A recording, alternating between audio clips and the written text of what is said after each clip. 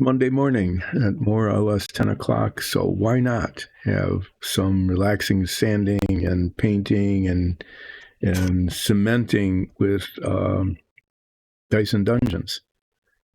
So Dyson Dungeons is all about Dungeons and Dragons, of course, because we have this amazing Dungeons and Dragons show. But this stream isn't about that other than when I talk about it, because I'm building a model of the Lotus-Ford that won the 1965 Indianapolis 500. And it's going really slowly, as most of this stuff does, because parts don't fit, or because it doesn't. The instructions, like this part here, doesn't even show up in the instructions, but it's an important part. It's part of the radiator of the car. They have little mold marks in them that need to be filled in and sanded, like this. There's chrome plating on so much stuff, and the chrome plating gets in the way of the cementing, and then gets in the way of the painting, and it looks crappy. And so I'm spending a lot of time like this sanding off chrome plating because it's all filled with flaws. And in this case, I'm going to have to sand off all of this in here, all along this edge and this edge, because this piece gets cemented on here. Okay, and you can see the contact points are on the bottom and the edges, and if they're chrome plated, the chrome plating is all it's going to do in the cement is dissolve and peel off. So it's just stuff like that, and it takes a long time to do that because I don't want to mess it up by putting like gouges and stuff into it. So it's just moving along slowly. I got the engine block cemented together, and there were some problems with it because the seams showed. So I got this green putty stuff that was recommended by Ole Brager, who does a great stream that you should watch, and it did a good job. I've learned how to sand it. Need to be a little careful with it. Great. And I was very clever and used this blue goo putty to hold this on a stick while I painted it. Did I paint enough of it? This is one of those things where you just, you test fit it, and then it looks like, oh, I need to paint more of it, and then you do, and then you find out you didn't paint enough of it, and it fits out like this. It's not a bad fit. It's not, great. So now I get to spend probably 5 or 8 minutes scraping this sticky tack off, because I was so clever that I used the sticky tack to adhere it to a stick so I could paint it. So I had a holder, and now it's very much in the way of the assembly here, because that's where the cement needs to go, and it's not going to stick to the sticky tack. You do one thing and it doesn't work, and you end up doing what's happening here. So that was unexpected, that I'm going to have to spend like 10 minutes cleaning this up so that it will actually, I got it on this side when I test fitted it. Yeah, this is going to be a day, isn't it? So the other thing I was planning to do was I was planning to prime these parts. Okay, but then I realized that it made no sense to prime them before they're assembled, because these 4 pieces here, all go together, and parts of them need to be filled in because there's going to be a nasty gap. And these get painted the same color as the inside, so why should I prime them and then cement them, and then probably have to sand them and reprime them? So then I thought, well, what I'll do is I'll just assemble them before I prime the whole thing. The inside is painted in aluminum color, and the outside will be painted British Racing green. So it's a multi-step painting thing as well that involves cementing it, filling in gaps, sanding it down, cleaning it, painting the inside, masking it all off, turning it over, painting it green, going back to the inside, touching up the parts that got green paint on it because I forgot to like cover up a hole or something. Or it was just very difficult to mask.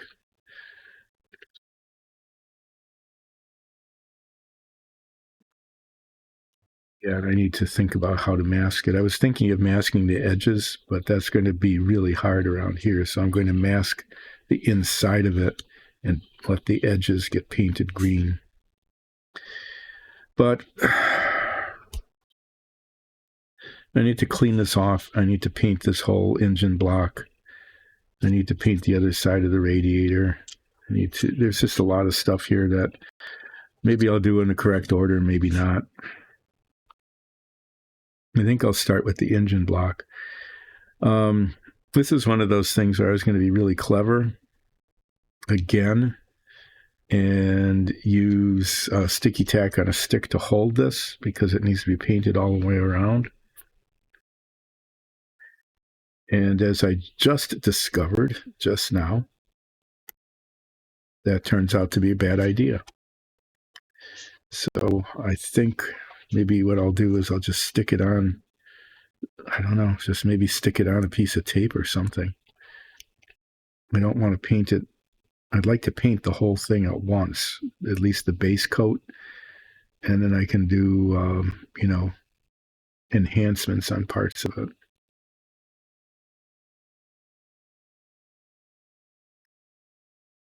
On the transmission, the transaxle here, I could be painting these little veins a lighter color just, to enhance the detail that they put into it.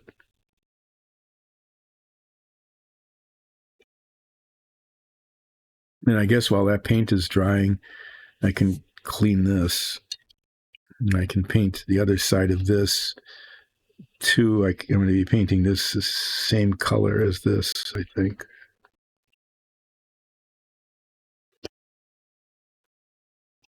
Yeah, I'm doing a bunch of sighing today. It's just, I can't believe that sticky tack did that.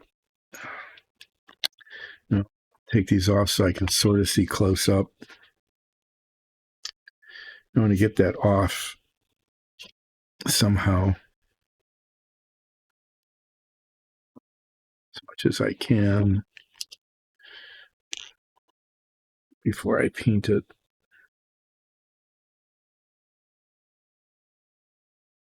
I don't want to use a solvent on it because I don't want to mess it up too much.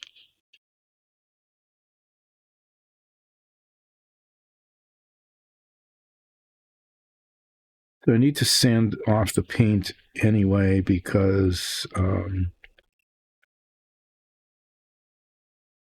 primer.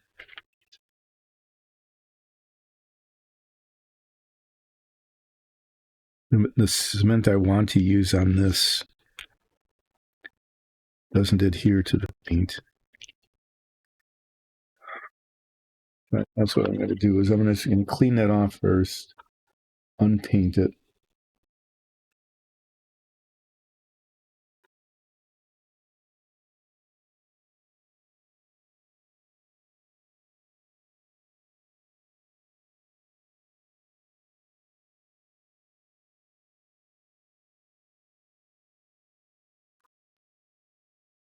Just doing it kind of roughly here, as you can see with a file. This is all not going to show. And I want the cement to adhere.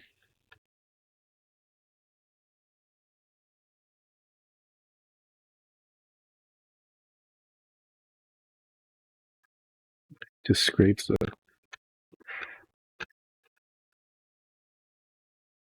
plating off as well, because as I said, that just gets in the way.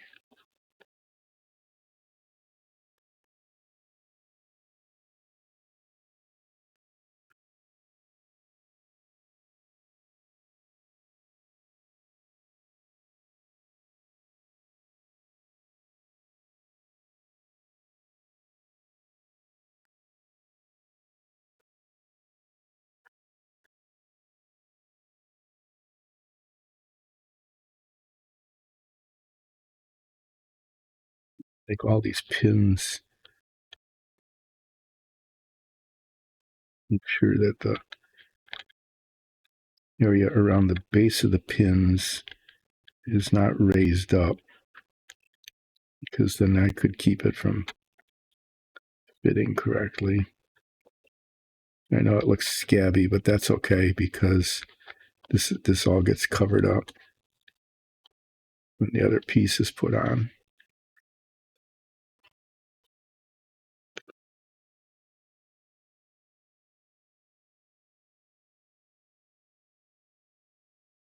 Same thing actually has to happen back here.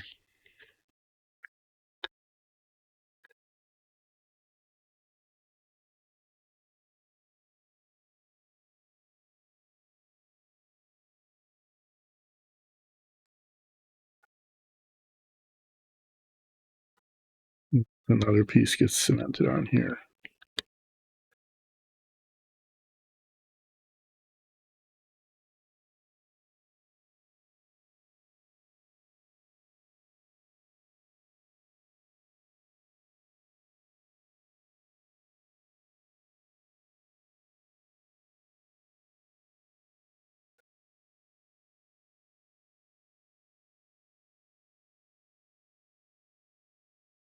Kind of silly, isn't it? You end up painting things and then end up spending time unpainting them. It's this bit here. And what has to happen here is that the chrome plating needs to come off at least, most of the center.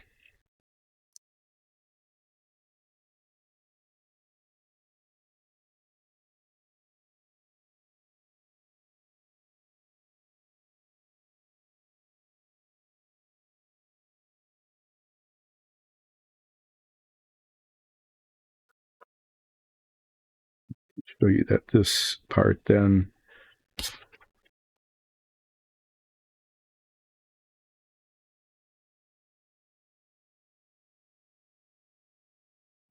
part will fit on like this.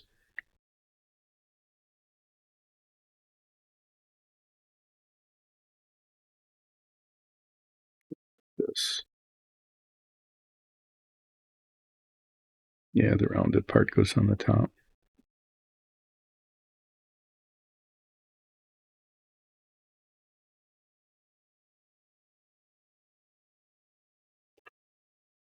Yeah, I did a thing. Maybe I should clean this up while I'm at it. I can do that while the paint is drying. So there, those are ready. I need to figure out how to hold this.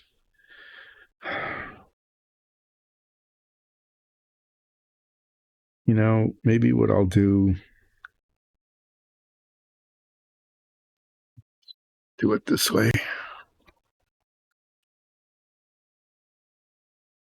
I'm just going to clip it on this alligator clip like this. And then I can paint the bracket.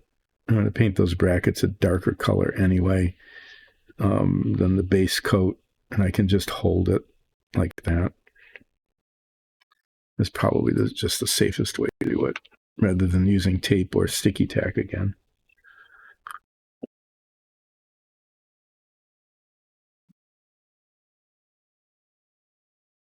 No, I don't need this. It's just not in the way.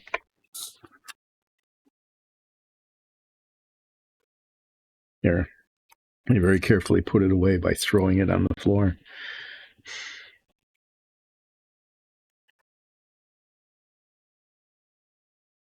Yeah, Not going to do the sticky tack thing again.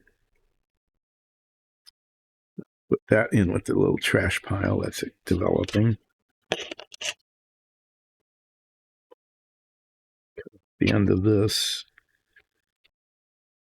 it's got the sticky tack on it, so the offending sticky tack is now off the stick. So much for being clever, huh? Okay, I want to clean this off pretty thoroughly.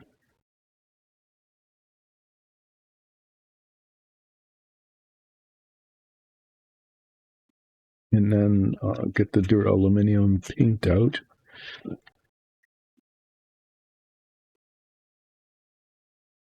Try to keep it on the alligator clip.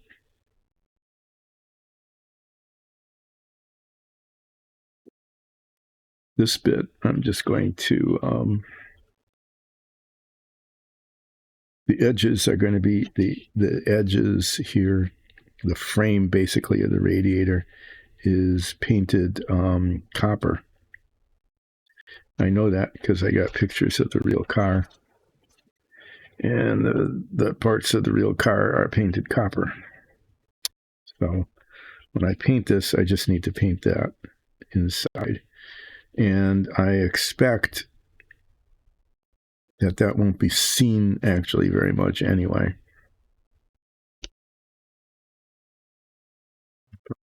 Just use a toothpick to hold it while I paint it.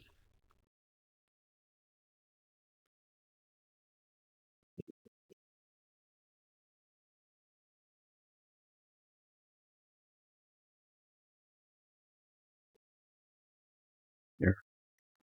Okay, let's do some painting. No, why did I say plural? I do that. I will start doing some painting.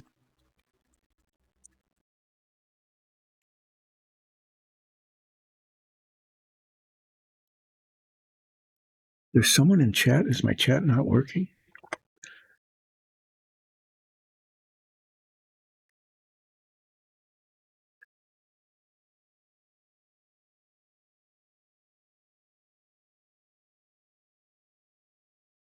I'm not quite sure what's going on here. Hold on just a minute. I need to get closer to the screen, the big screen in front of me.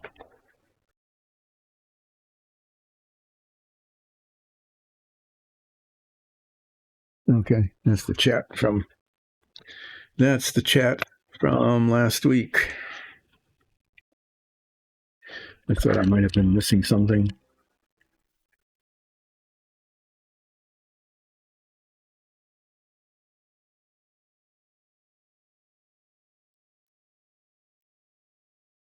I have a large print chat screen, as you know.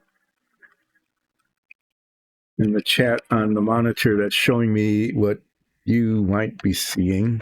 It's the thing that my director and camera person use to try to, show you things.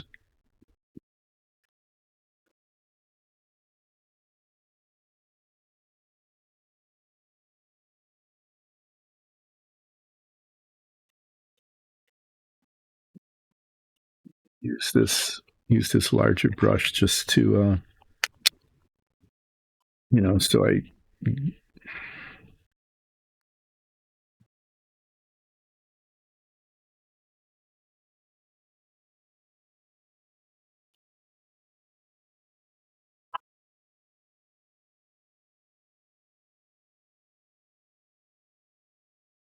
everything's in the way of everything else all the time, it seems.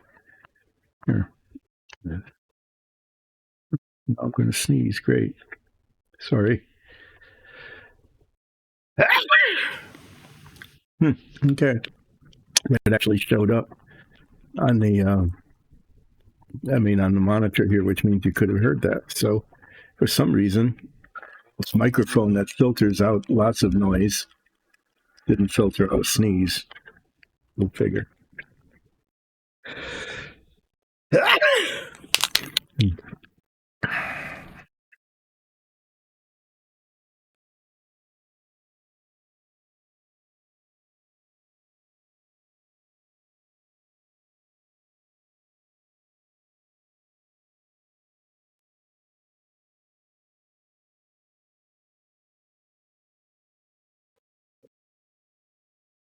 paint this first and then move it out of the way.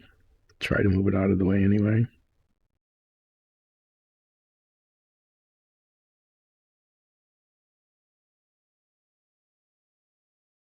This thing is going to have a, if you notice the other side look kind of gray and dusty. It's because it's a radiator. And they get gray and dusty, so I'm going to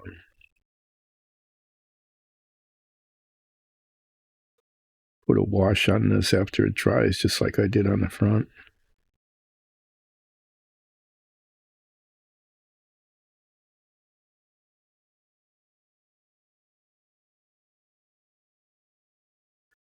Okay, it's got paint on it now.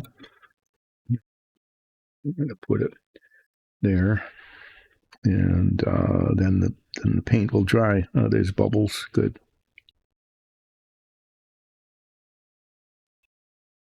I'm going to put paint on this. The whole thing is painted this base coat of sort of a medium dark metallic color. Yeah, I spent some time painting around the holder that I put on it.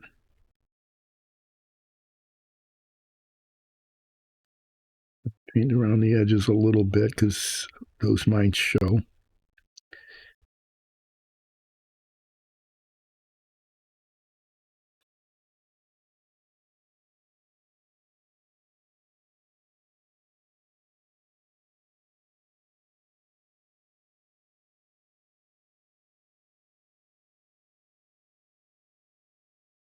This is really pretty good paint. It's made for airbrushing now, and when it's brushed, hand brushed, sometimes it gets bubbles in it, so I have to make sure that I brush out the bubbles.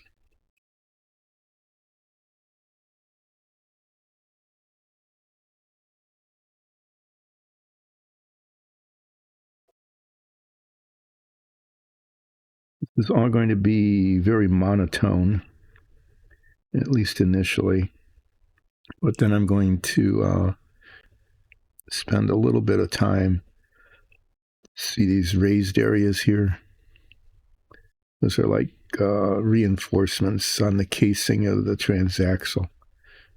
And so I'm going to be painting the raised areas light aluminum so that they show off a little better.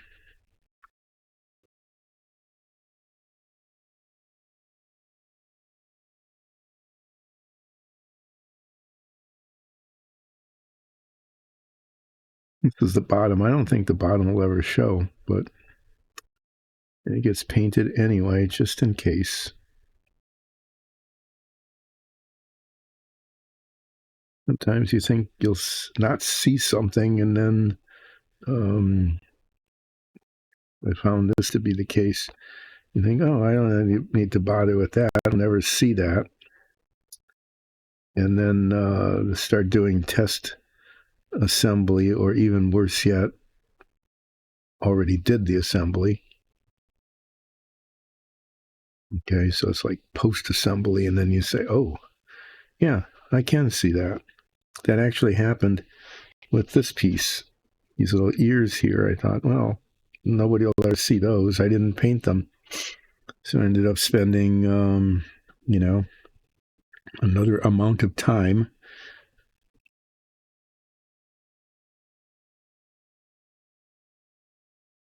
priming and then painting those,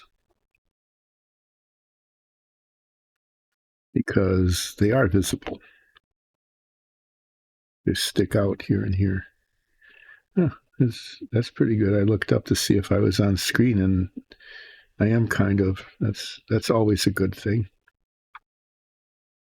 It doesn't always happen. Like I said, my cameraman and director, I can say cameraman because I'm it, I guess. My camera person and director person are not always on top of things. And so I'll sometimes wander off camera. and I'll be talking about something I'm doing, and sometimes it's a very clever thing and it's going really well. And then I look up and find out that nobody had been able to see anything of what I was doing that I was talking about because it was off camera.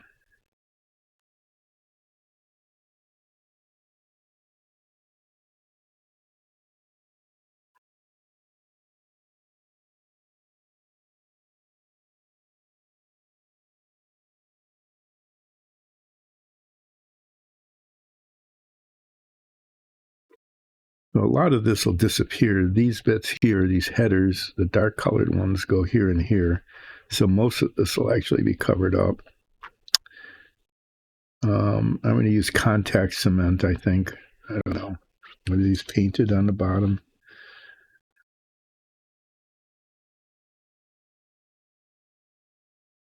Might have, I don't know. I have to decide whether I'm going to bother using contact cement to hold these on because everything's painted already. And the other cement doesn't hold. I think do that though. I'm going to use contact cement, at least on those parts.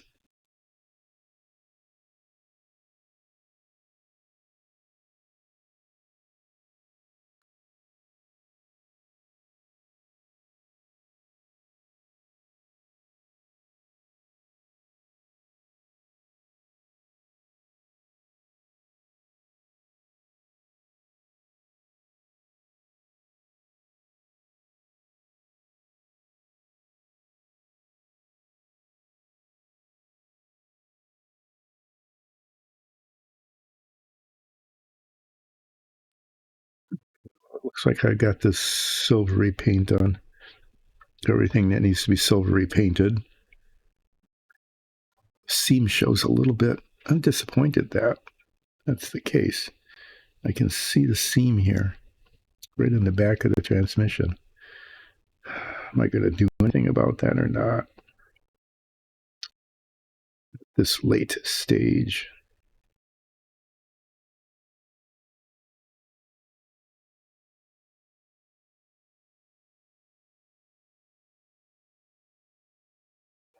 I don't know how much that's going to be visible. I don't know if you can see what I can see. The top of this came out really quite well. Okay, there's no seam showing there, but right here, see it right along here. And I mean, this is okay, but it's right there, and it's just, oh, man. I think I don't like that. I think I'm actually going to fill that in and sand it down and repaint it. I know that means another day. It really does. It means, believe it or not, something like that. That little bit of seam that's remaining there is another day because the paint has to dry. I need to put filler in. The filler needs to set, and then I need to sand it down and then paint it. So, I'm going to assume I remember to do that. This puts me like a whole day behind this whole thing. I hope to have had this finished today. Oh, geez, really? Okay.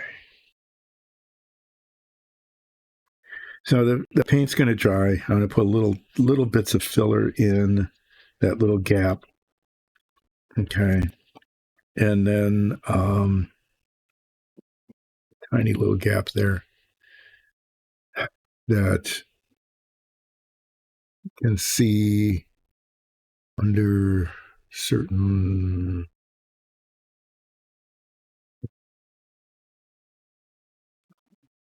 on certain angles. It doesn't show up in every angle, but there you can see it pretty well right there.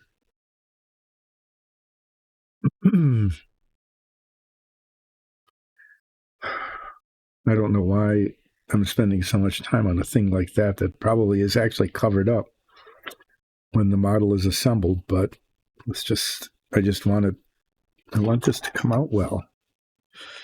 And so if I were, like a professional modeler, that that wouldn't have happened to begin with because I would have gotten it right to start.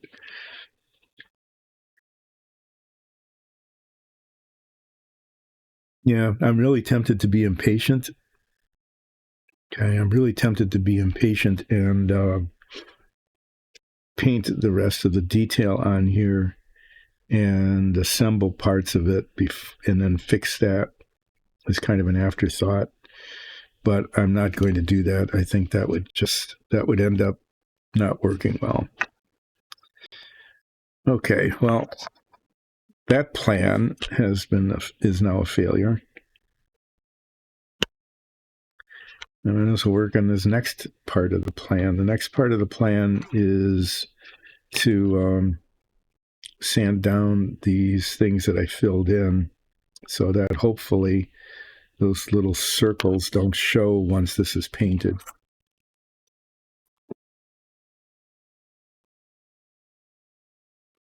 Got all these little scraps of sandpaper in here that I probably should replace with sandpaper that actually works.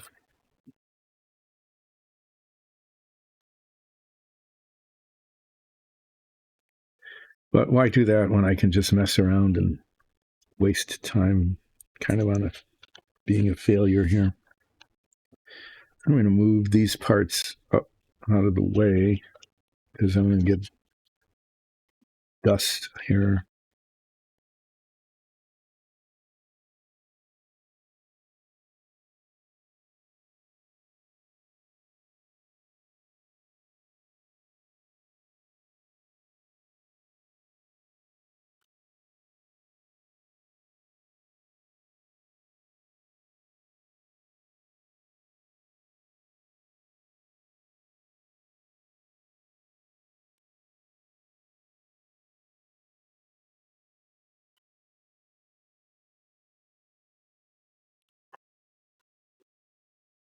Green putty does dry nice and hard.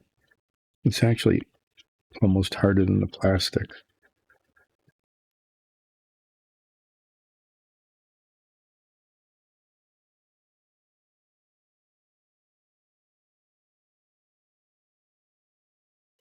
You can always tell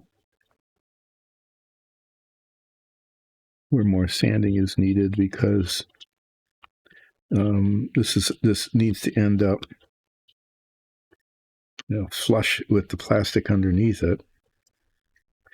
And so if it's raised up above it, you can see that. See that there's a darker green there. Okay, so when I'm rubbing the plastic, I'm, turning it from shiny green to kind of a different color. But when there's a discontinuity in the color like that, that means that this is raised up above the plastic. And I just need to rub at it until it's a continuous color.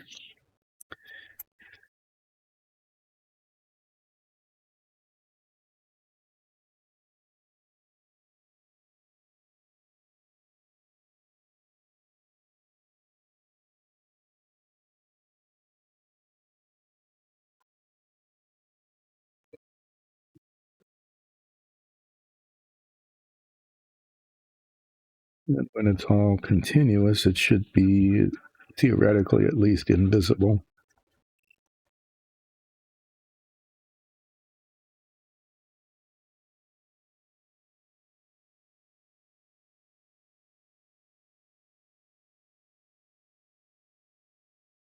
If it's not sanded enough, it's very visible.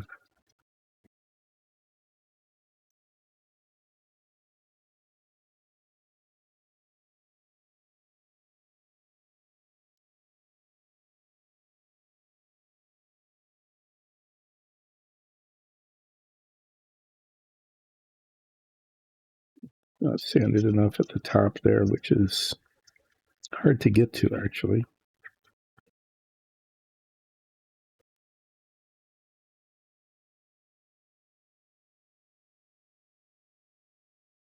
So it's coming along okay. You can see that it's now close to being a perfect circle, which means that it's pretty close to being where it needs to be.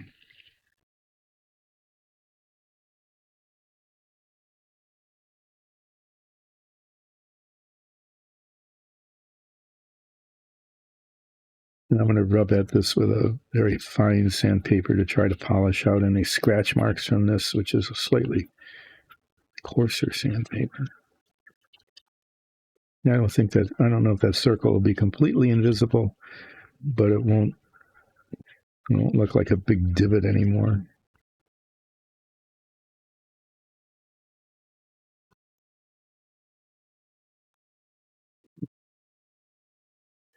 And you say, why is there a circle there? And the answer to that is, I have no clue. These plastic models are plagued with those. And they're frequently in places that are very visible and are clearly not part of the detail of the model. Like, no, there weren't these little circular indentations there. And they all have them.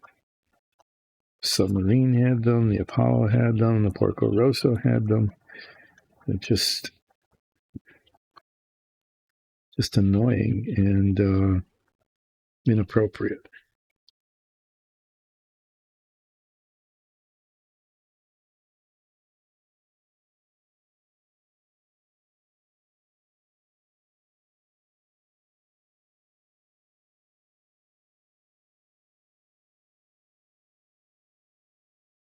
Talked about this before. There's always this compromise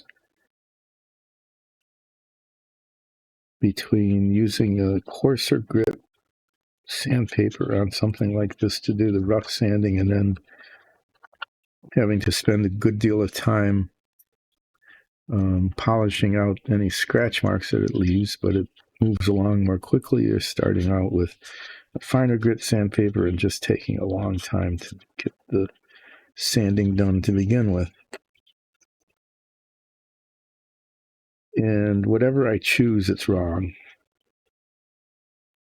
And it just is. It's either I'm wasting a huge amount of time. Did I just do that? Did I just gouge it out? I think I just gouged out my putty.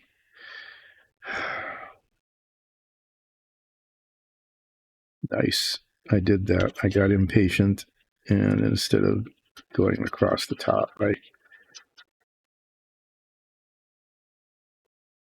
did out.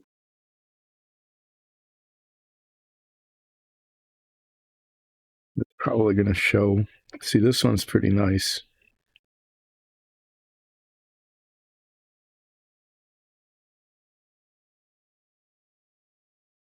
I might have just, wasted a day there. On the other hand, maybe it's, I don't know. I guess I'll prime it and see. Once it's installed, I can't fix it, though.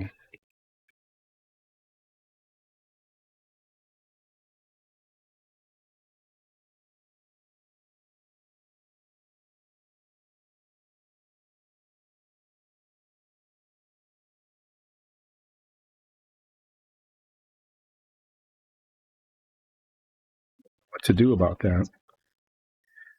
Am I going to waste an entire day on this, too? Really?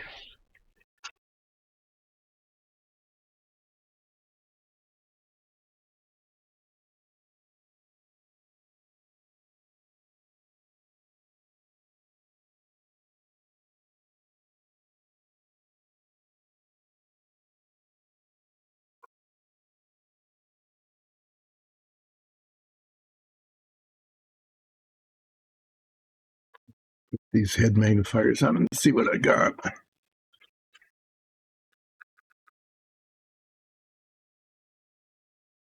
Yeah, maybe I need to have the magnifying lenses on.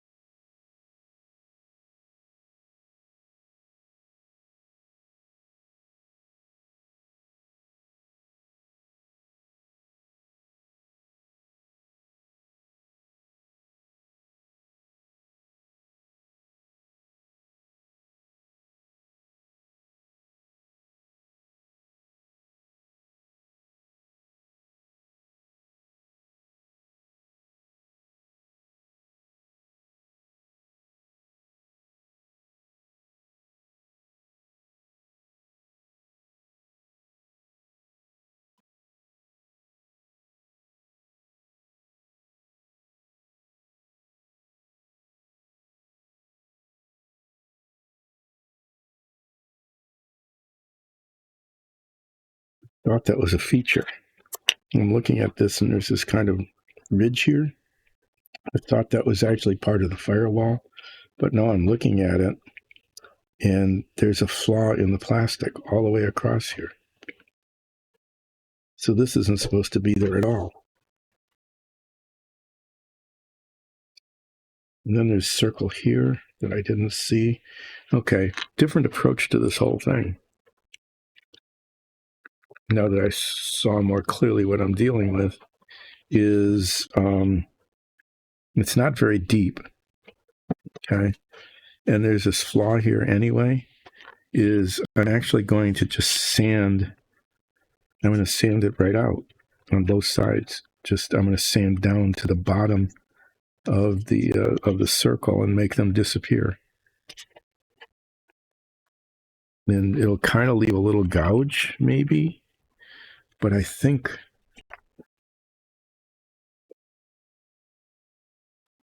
600, do I have a 600 or an 8? Sorry, I was just looking at this when I didn't have the head magnifier on. I thought I was dealing with like a detail feature, but it's a flaw in the molding itself. And then there's another little circle there that I didn't see before. And the flaw goes all the way across to here. I'm kind of going to just sand down this whole section.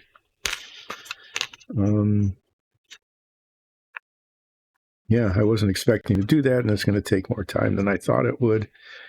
But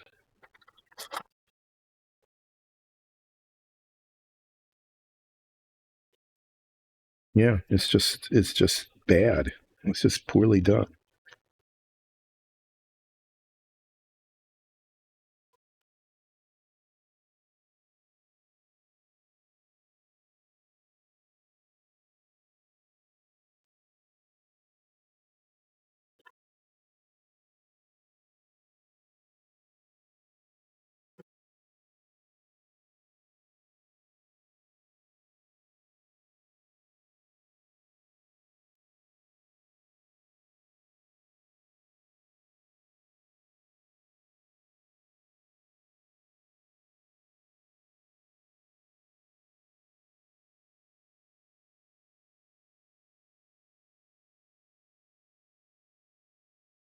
So the idea here is I'm going to use some coarser grit paper. I can't really mess this up too much, but I can end up spending a lot of time polishing it back again after I use this 400 grit sandpaper to sand it down. So the thing I'm going to do here is, instead of having these little holes be filled in, I'm going to sand them out.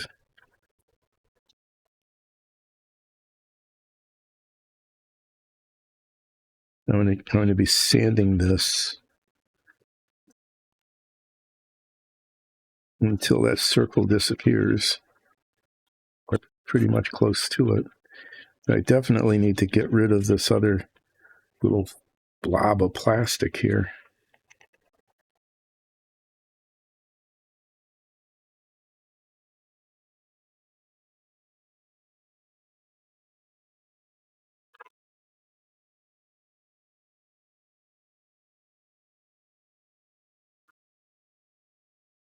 Maybe that circle won't get sanded out. It seems to be pretty deep, and the putty is holding up. Let's see what happens on the other side here. You can see the other circle now. It's darker. See a little circle there? That has to disappear.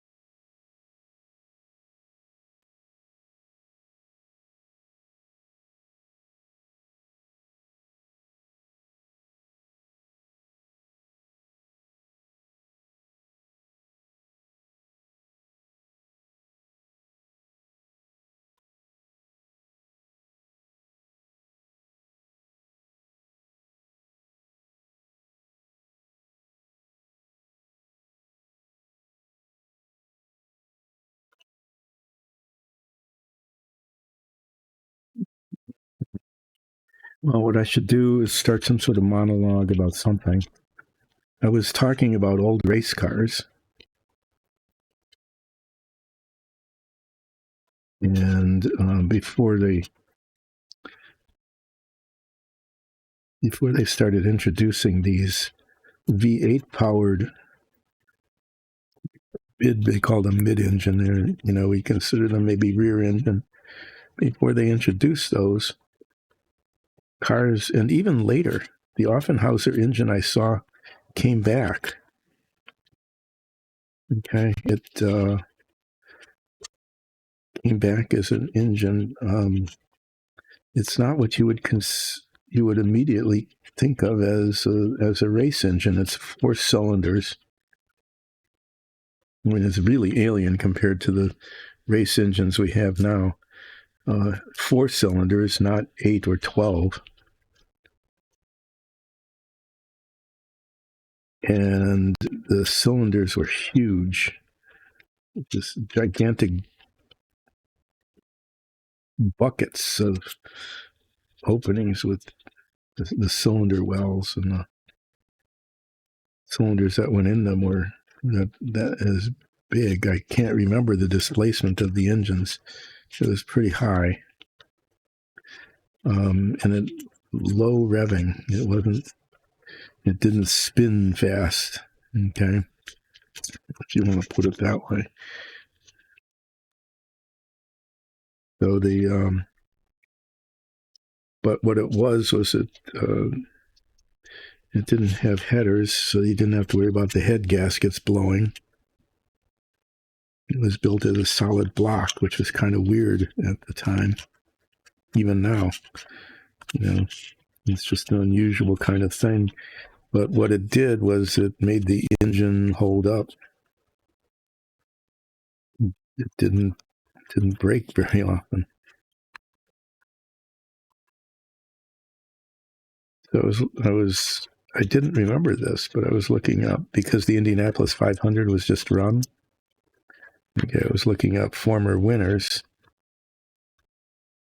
and it turned out that even though they were all driving rear-engine cars, that the Offenhauser engine made a return in the late 60s, early 70s, I think it was. And they were mid-mounted because they really were. They were really a good engine, even though the instructions for this particular model are highly derogatory, making fun of the Offenhauser engine and the old Roadster models, the old Roadster design of the cars. There was a lot to be said for them.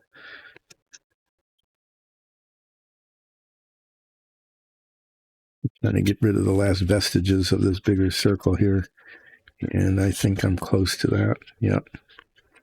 Mess around with this side a little bit. I'm not really sure why that is persisting, unless it's just a deeper circle.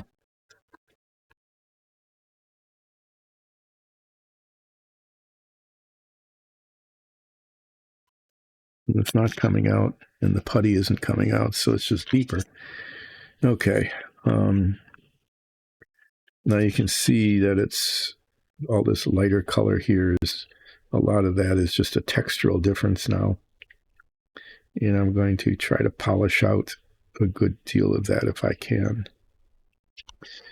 with this particular kind of paper.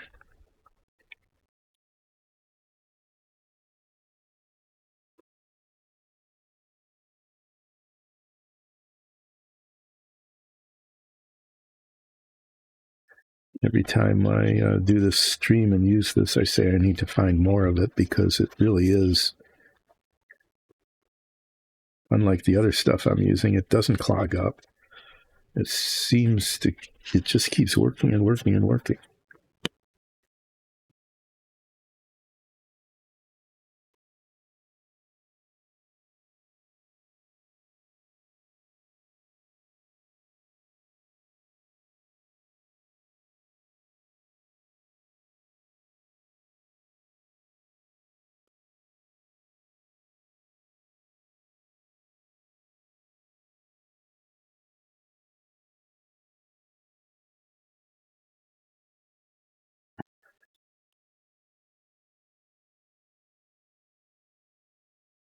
Well, why I'm doing this is because I want to assemble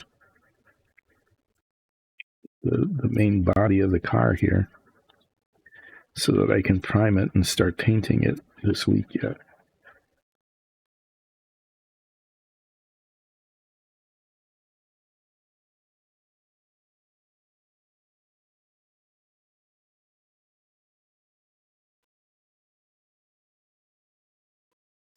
And I am going to be able to do that if I can get this piece adequately fixed.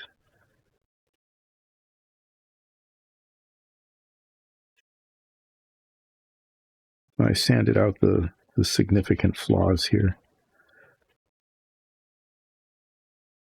At least that's what it looks like.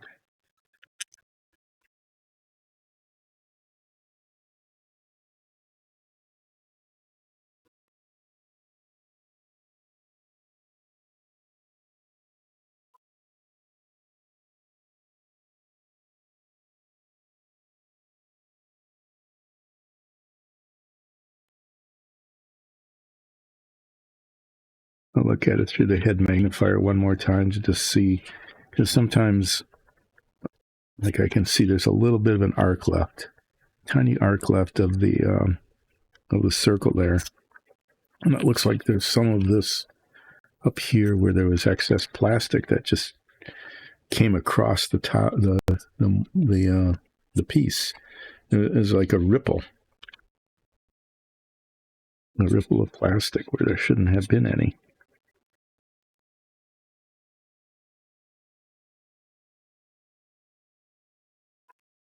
Yeah, but there's still an arc there that needs to come out. And I'm going to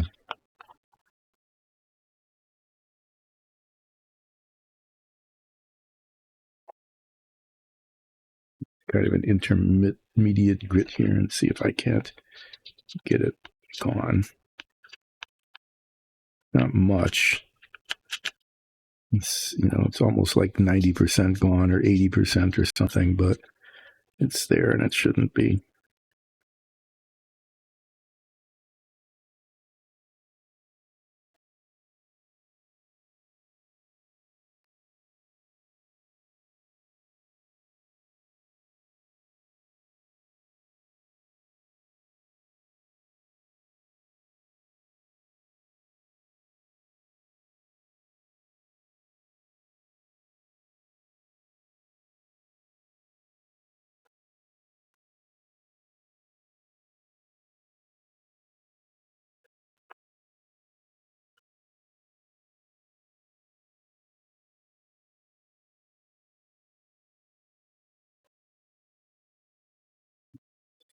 Use a little damp paper towel to clean this off.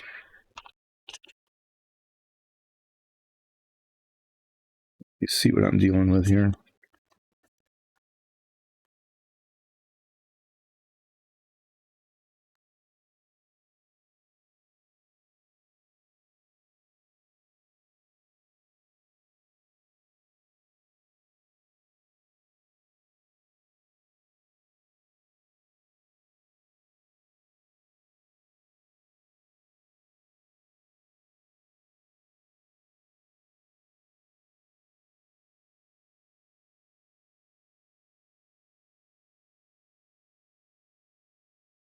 The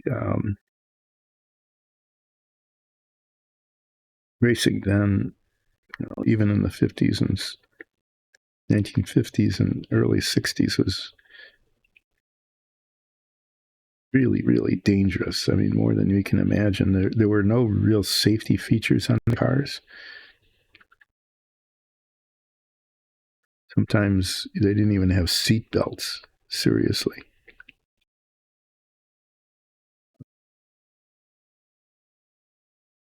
And there weren't any wonderful Nomex fire suits, and all of that sort of thing. I remember that even when I was seeing races, like in the late 50s, that it was not unusual that to have drivers race in a t-shirt. It was hot out, in the middle of the summer. And yeah, so there was that. Stay cool. They wore a helmet, an open face helmet with goggles. It wasn't a big faceplate on the helmet. They were goggles. And sometimes they would just wrap a bandana, like a handkerchief, a big kerchief, around their nose and mouth, because as the tires wore, rubber particles filled the air, and a lot of oil smoke. The engines burned a little oil, and if you look back, you can see race drivers coming out of the race, and their entire face would be covered in oily black soot, except for where their goggles were. And then they did that on purpose. It was, well, yeah. I mean, that was what race car drivers did.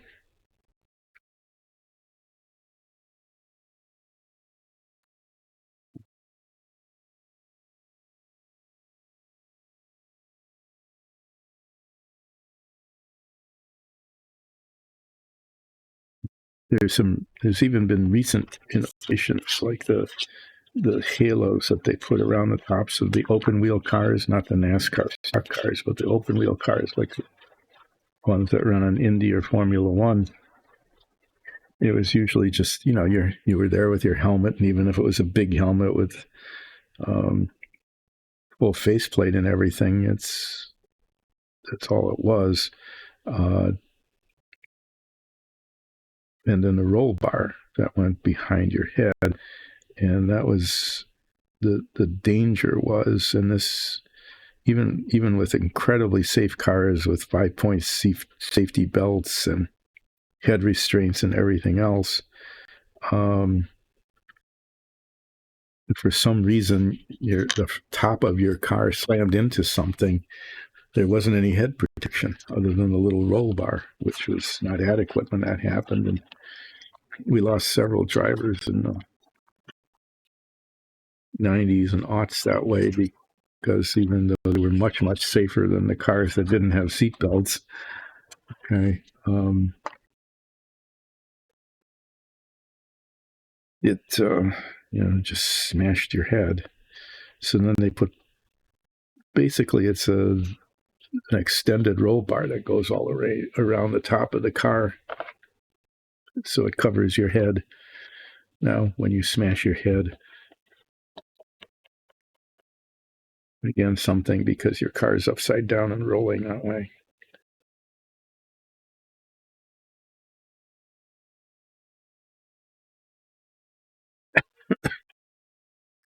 Tires were a lot different too.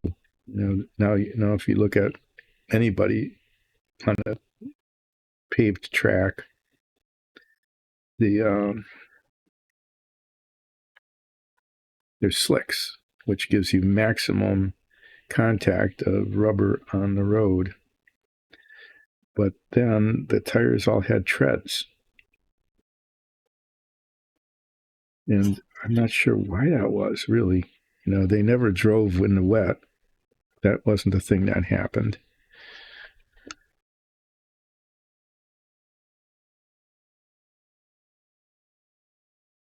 Piece goes on like this. Well, like this on this end. It fits better when it's on the right side.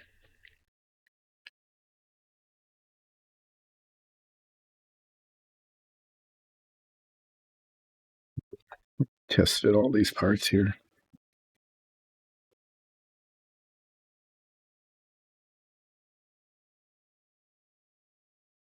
What I was suddenly concerned about is if this is in place,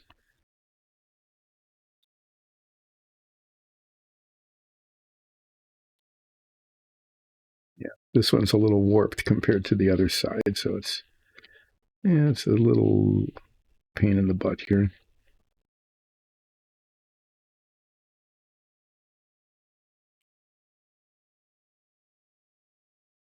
Okay, yeah, it's okay.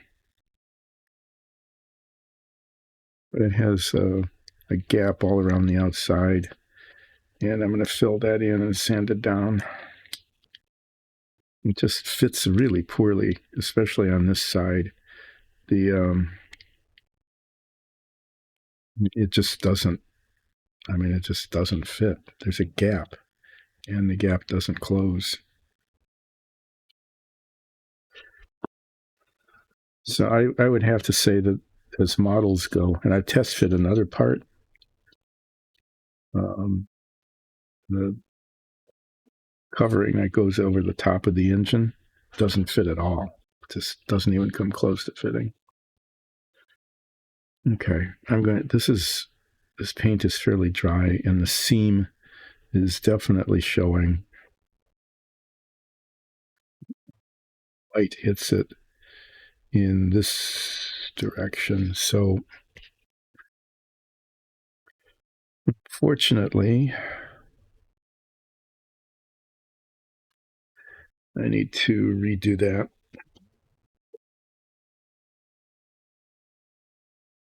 It's just a pain.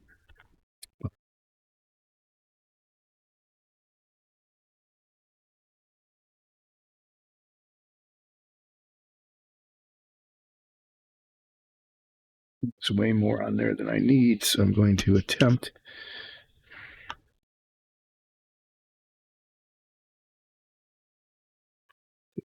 some of that off. So as much of this that I don't need that comes off. Now,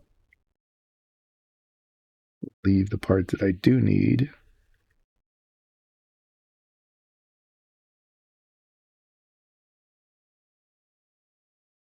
Sand it.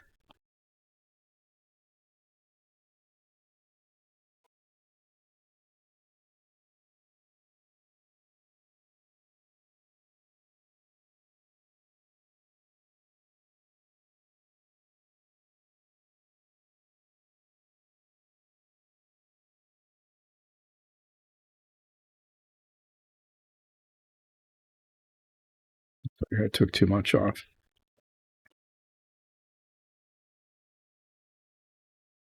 I see. Oh, I see what's happening here, actually. It's not even across the whole thing. The whole thing just needs to be sanded down.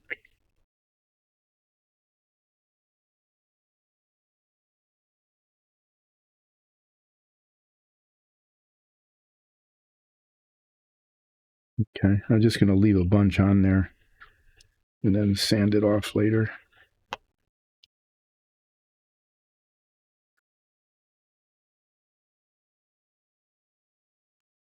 How long this actually does need to set up. Let me see. Extra fine grained water base, fast drying putty, extra hard. There's a lot of extras here.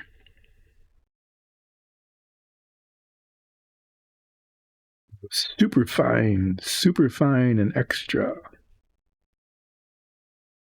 Does not shrink. That's even better. Cleaned up with water, non-toxic, non-flammable. That's way different than the other putty, which says, if you're in the same universe with it, it'll kill you. Well, I'll probably just leave this now.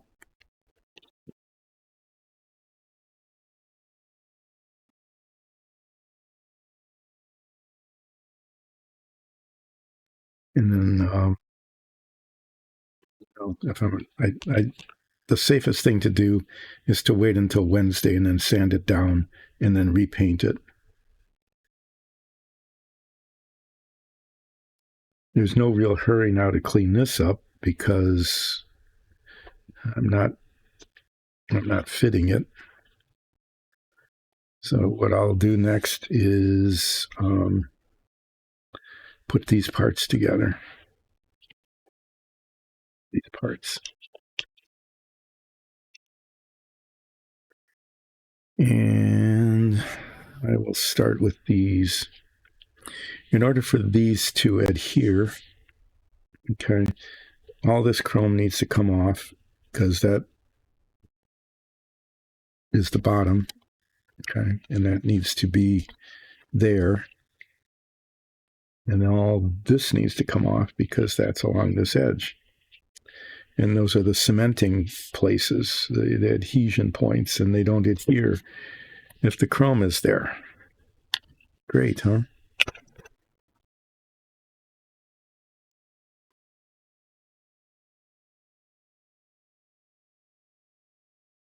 Get this out of the way so I don't get little shiny pieces of dust everywhere. I probably should have done this earlier, but I didn't.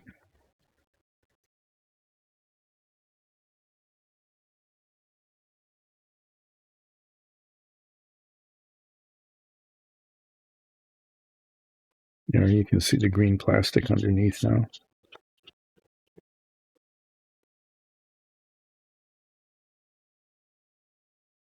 At least this isn't taking forever.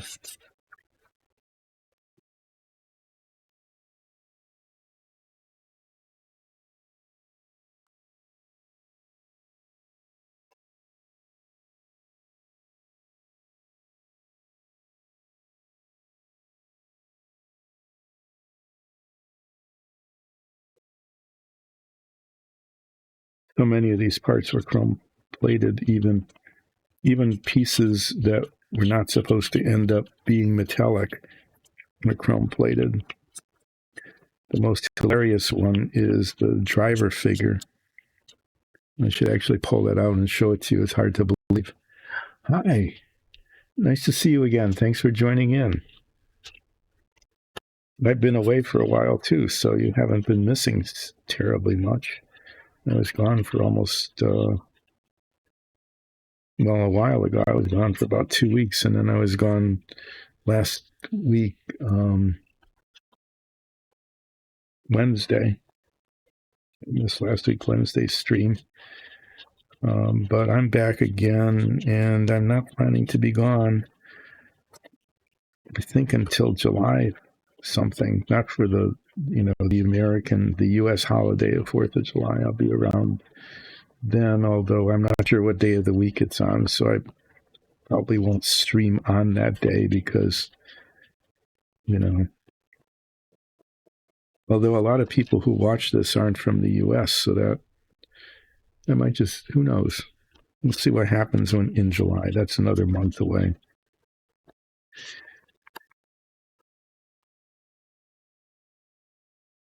So in the meantime, I am trying to get these parts ready to be cemented together. This one side of these bulkheads, this side fits really nicely.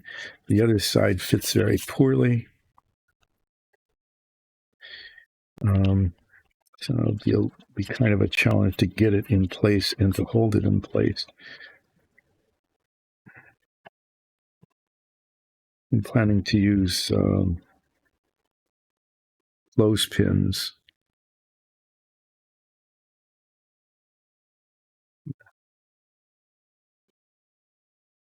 Cleaned up a little bit. That was a surprise. Getting cleaned up a little bit. I'll probably put too much cement on this. It'll have to be cleaned up a little bit. I'm going to try to get it, if there's drips, to have it drip on the inside so it doesn't show.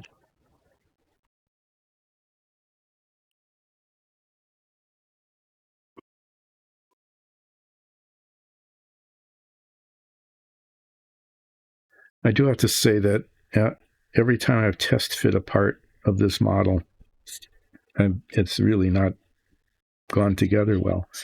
It's a remake.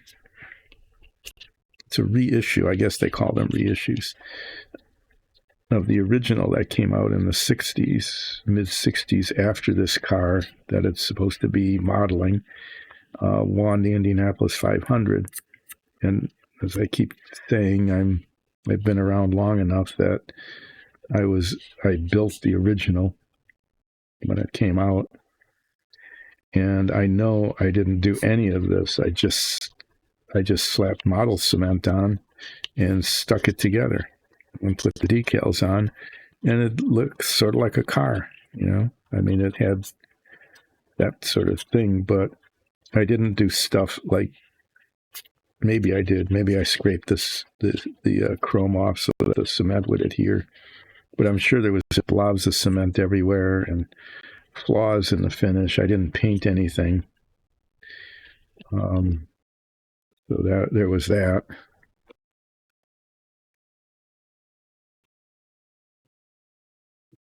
And I certainly didn't worry about things like I just did, where I was working on the engine block. These two halves came together, and a tiny little bit of the seam was still showing here. It's still showing on this end, so I put some putty on it. And then I'm going to sand it down again and hopefully make it disappear because I want it to look better than it does. I'll let that dry. Find out if I'm going to get impatient or not. I might get impatient and try to sand that down yet today, but I don't. It depends on how long it takes to do the rest of this and how it goes. Because I might just wait till Wednesday to sand that down, and then I'll just paint it,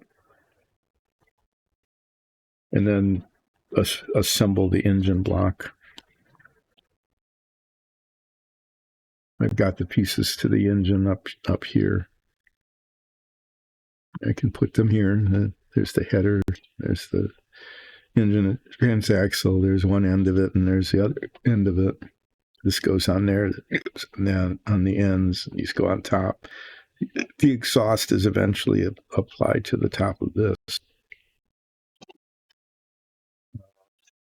This is the underbody of the car. These are bulkheads that go on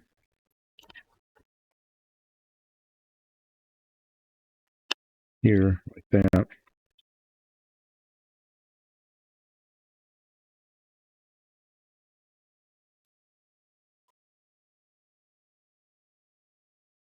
Need to go in place. So I'm going to just put it in place, put a tooth clothespin there.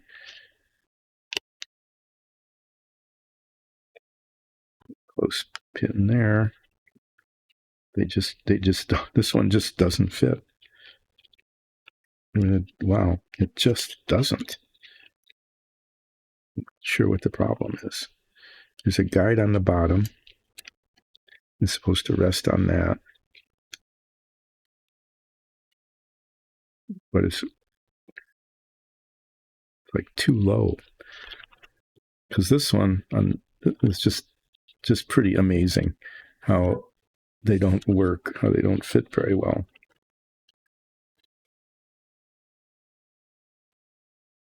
But that's a problem.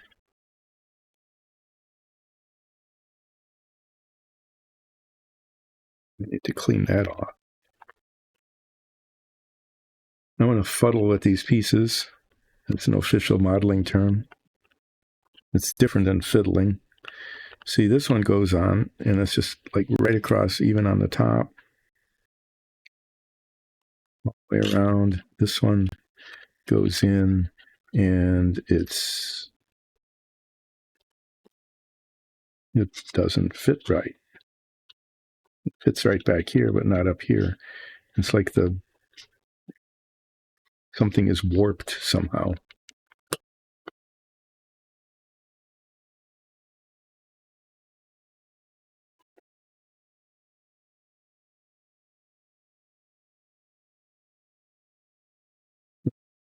Maybe I'll do this one first, get this end in place and hold it down, and then mess with this.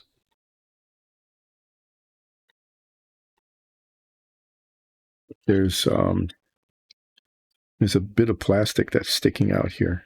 I just rubbed against it, and it's very much in the way. It's very much not supposed to be there. I want to get rid of that before I get too far along.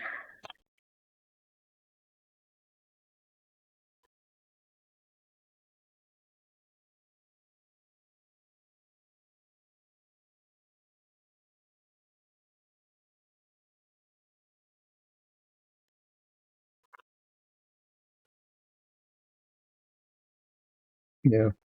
So you get these models in There's flaws in the molding. There's little bits of plastic sticking out where there shouldn't be. There's indentations that need to be filled in because they shouldn't be there. And when one is 11 years old or whatever, how old would I have been? I would have been older. I would have been like 15 when this model came out.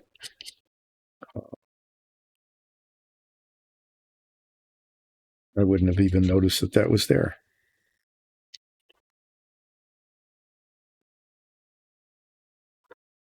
And so I wouldn't have spent 10 minutes or however long I'm spending here fiddling around with it,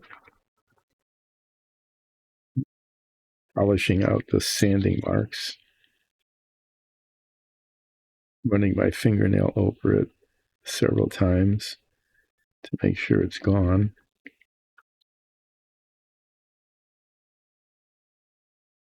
Yeah, life was simpler then.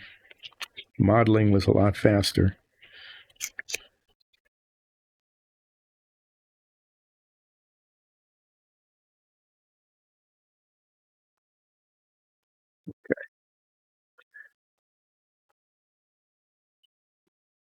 Do the bad side first.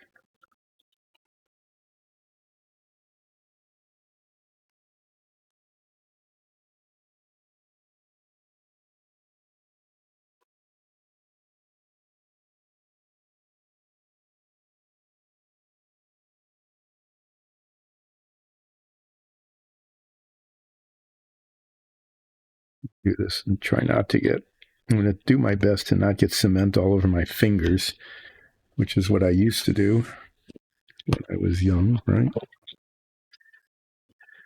Tube cement would get on everything, make a huge mess, stick to things, have big wispy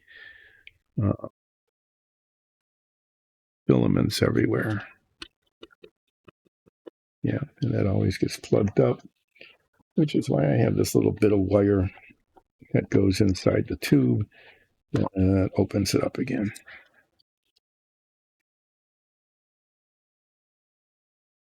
So this isn't quite the same as the cement we used before. It's still sort of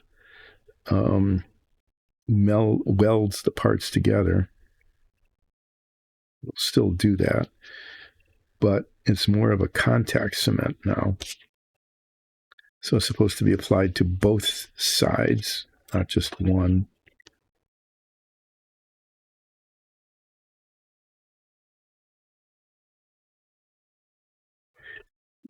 To apply it to the inside here.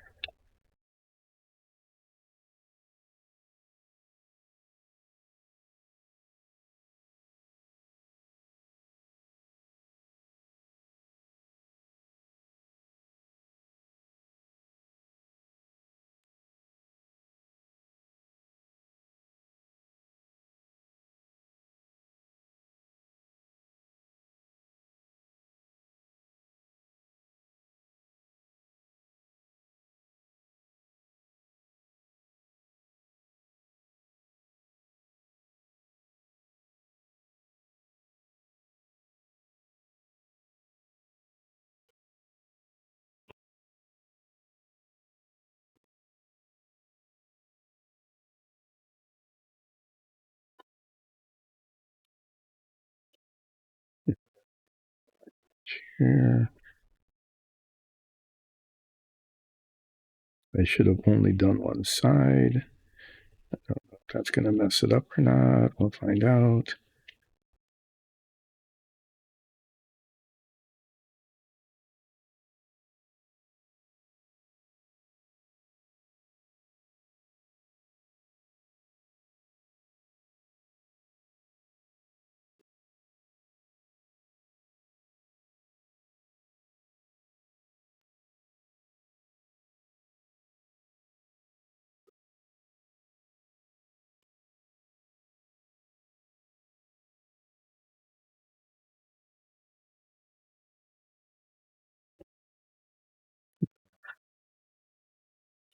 Hopefully this will hold.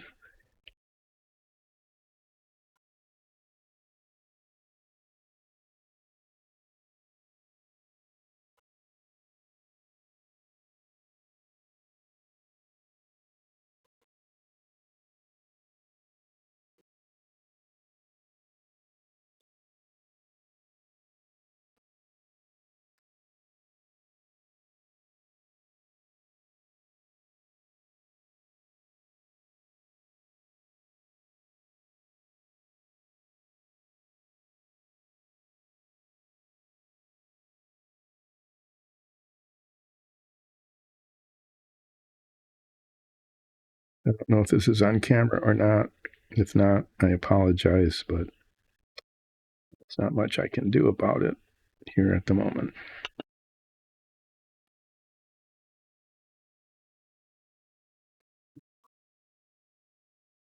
Hi, Aman. How are you doing today?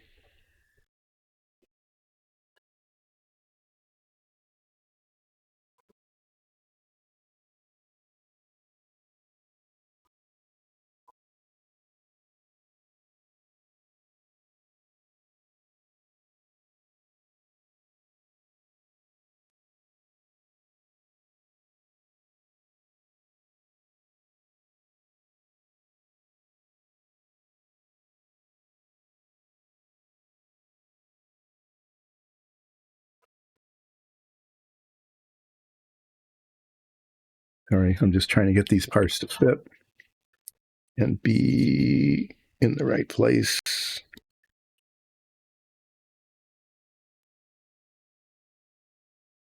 My ability to see today, I don't know what's going on. My eyes just are not focusing well.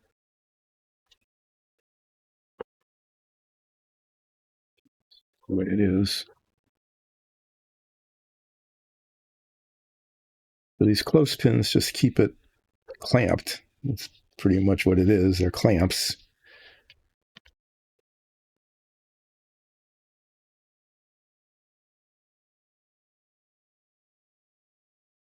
You know, what I want to do, all that is still potentially adjustable. I want to see if this part will still fit.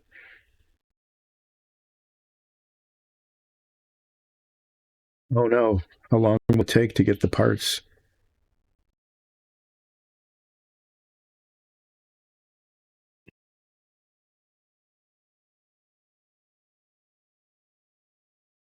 Hopefully not too terribly long.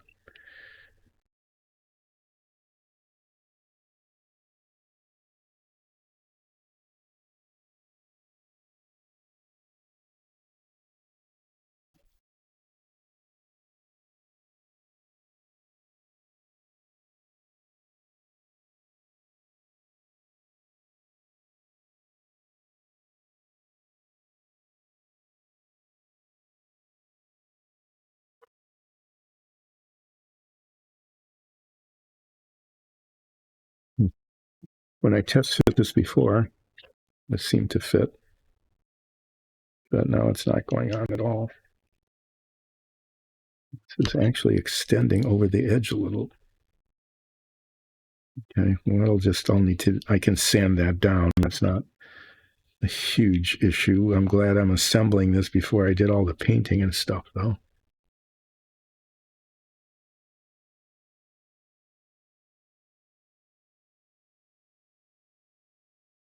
Yeah, I don't know why that part's not going there. This is lined up okay here. I mean, it can't go any further forward.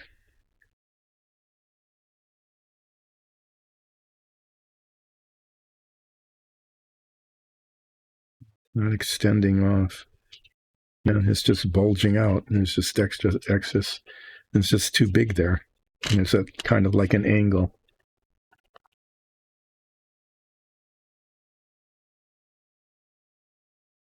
But what's happening here is that this bulkhead went in, and you can't really see it very much. Okay, even though it's lined up all right here.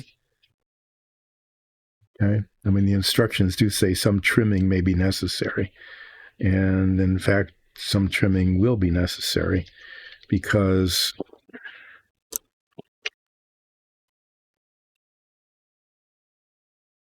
here this part sticks out. Just maybe you can see it just a little bit here. Okay, it's just like a 32nd of it, 64th of an inch. But what happens is when this is try to put this on, see the gap that it creates. What's the holiday? What's your holiday there? Our holiday is today. Oh, that's pretty good. I completely forgot.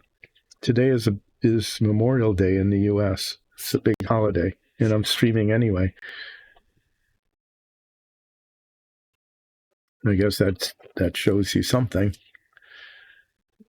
They didn't take the holiday off. Okay, well, this part seems to be okay, but the cement all needs to set, and I was hoping to get this assembled today, and maybe I still will. What time are we at? 11:30. I let that set for about an hour, and then I should be able actually. I do want to get this piece on because there's going to be a gap that will need to be filled in.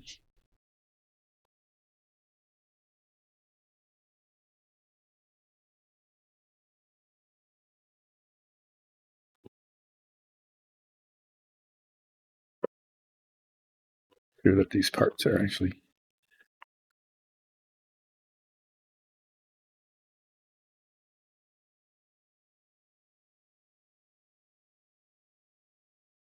Yeah, there'll be a gap that needs to be filled in, and it needs to be cemented in place and set before that can happen. And I can't do that until I sand that down, which I should do after these parts set. So I really should stop playing with them. That part is not in the right place.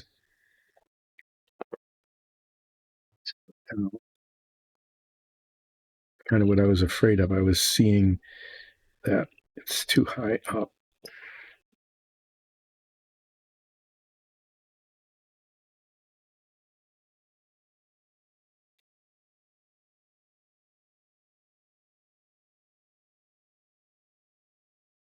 If I run a toothpick over it, I should feel a little ridge. And the ridge is in the wrong direction. This is the side that wasn't fitting correctly, and it's just not. I'm going to get rid of these at the moment.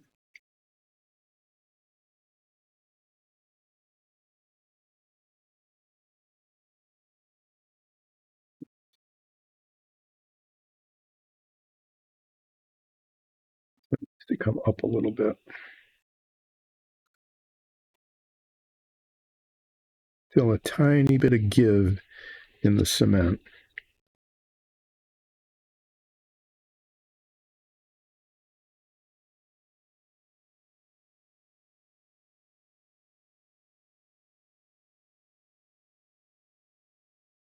Yeah, these are little bits of things that you can't even tell are there. But I can because I can feel them.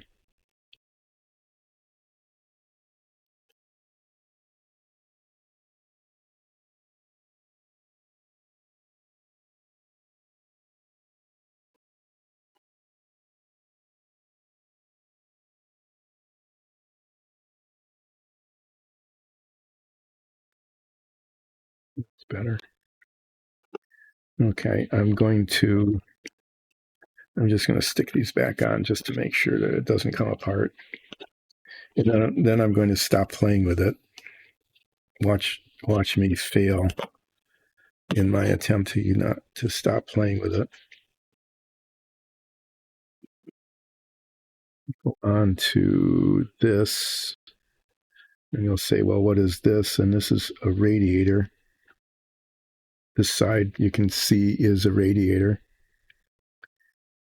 Oh, okay. That's right. It's the Thursday after several weeks after Easter. That's a major Catholic holiday or Christian holiday.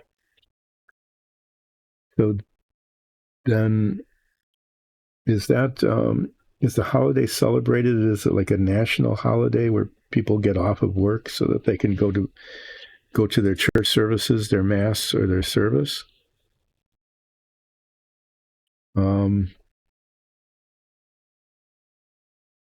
Would that be the case?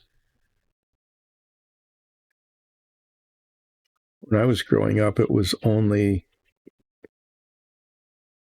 we got off of school. I remember went to a school that was Christian, and we got off for the Ascension. We had, oh yeah, we did processions for the major holidays. I actually had to, I really kind of liked that because we got the day off of school, and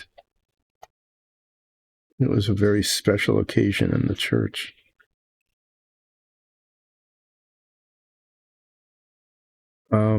I'm going to just put some wash on this just to get that done.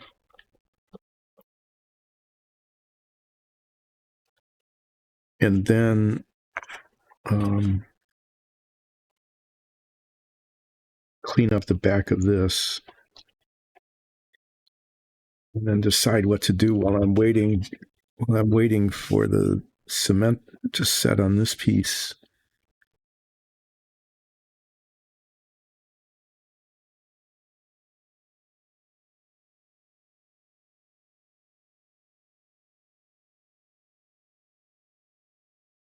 It's not fitting perfectly, but it'll do.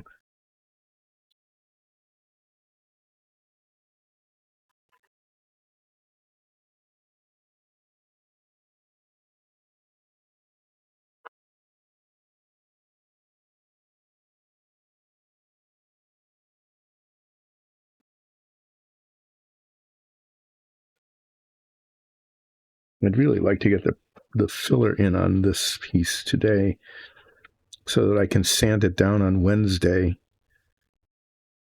What I'd really like to do would be put it on, get the filler on, sand it down, prime it, and start painting on Wednesday. But I guess I'm just going to move ahead to some other parts that need to be done.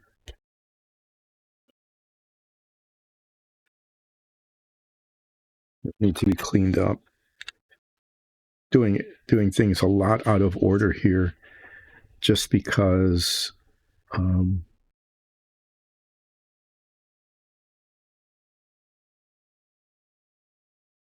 as I'm waiting for glue to dry and stuff like that. Okay, this isn't going to look at all like it does on the front, but I don't want it to be shiny. I want this to be on here fairly even.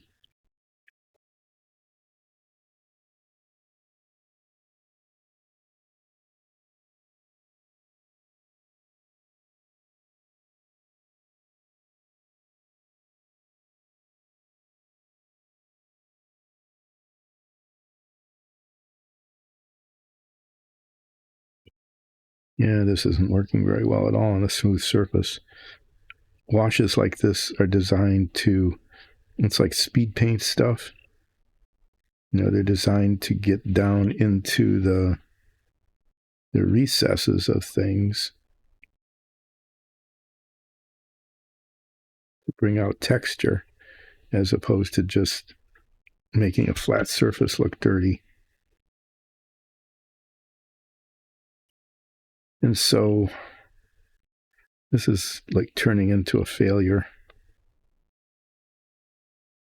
I'm going to try something here. This might work. You can't make it any worse.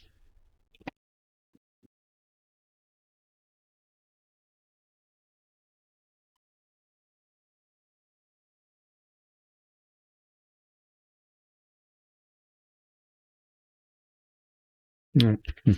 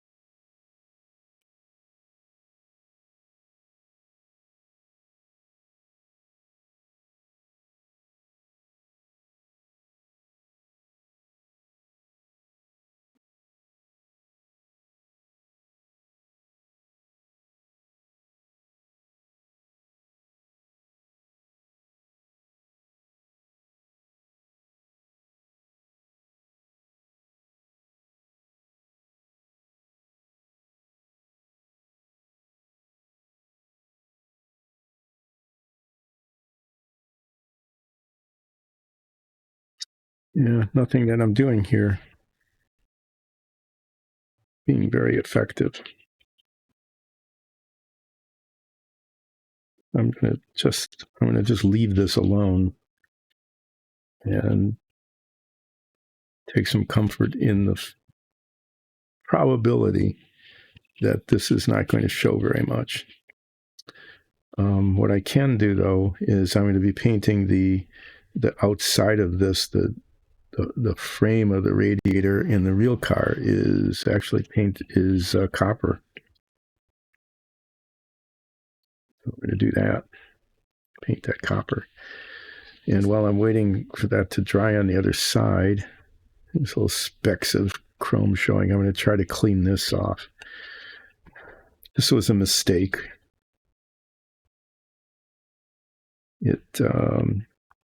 I was being clever,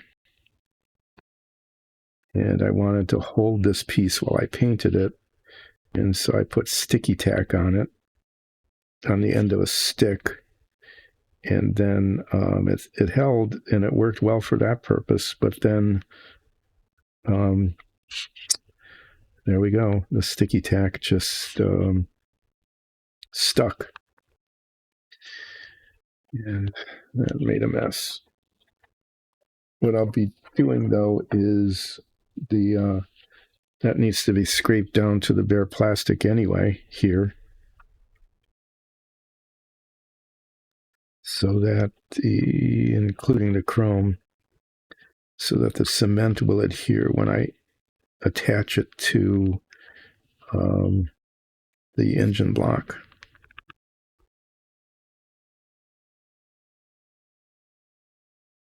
Giving me an opportunity to get rid of this stuff.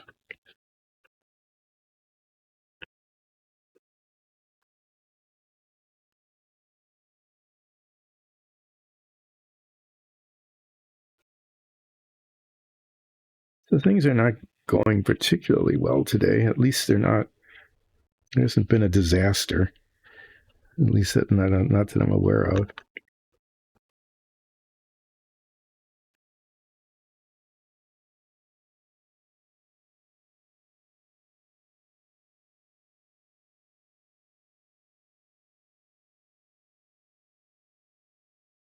Should be enough contact surface for the cement to hold.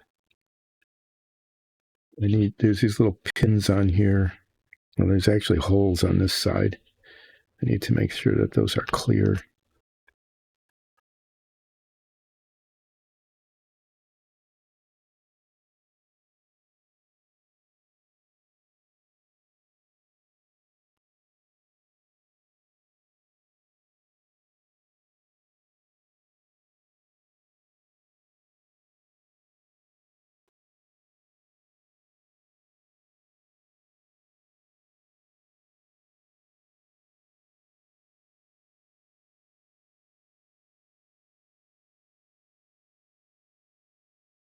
Well, that's disappointing. Little bits of chrome on everything here. Is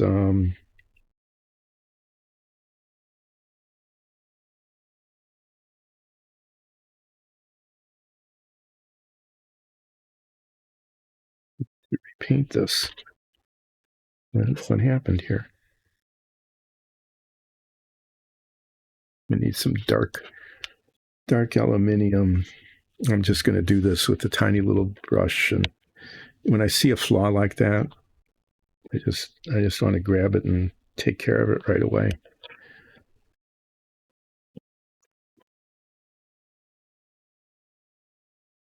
I don't know if you can see it, but this bit here, there's a little shiny glint happening there. That little shiny spot. There's some chrome plating there that didn't get painted this dark aluminium color, and it's just a little bit of a detail on the model that should have been painted dark aluminium. I'm going to see if I can just grab a little paint off the bottle cap here and touch that up.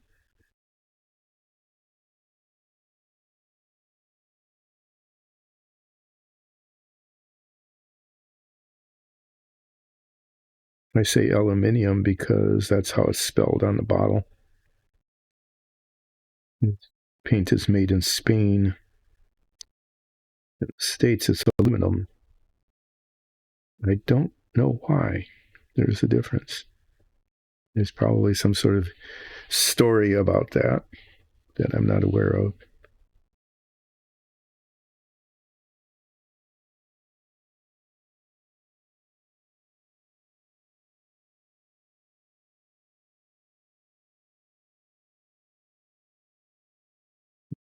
There's a dark blot there.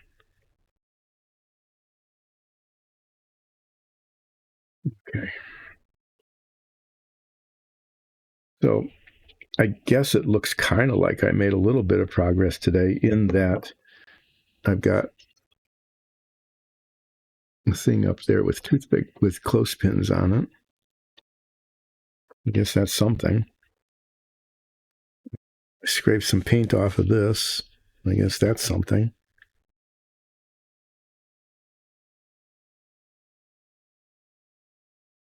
Painted the back of that. That you can't see because it's on the paper.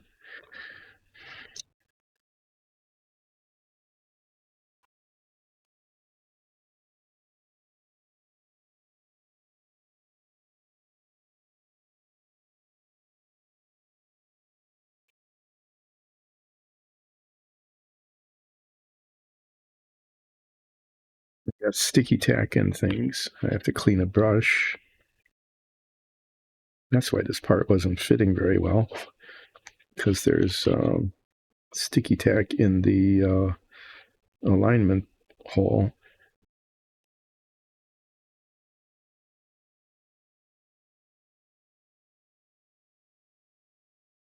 Do something clever and it turns out not to be clever. And when it's not clever, it ends up taking 10 minutes or so of drudge work to fix it. I wonder if this fits now. Let's test fit.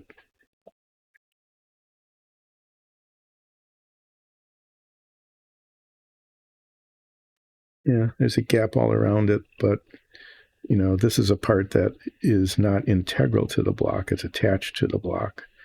So it goes like that. You know, there really isn't any reason I can't just do that. Like I can't just attach it.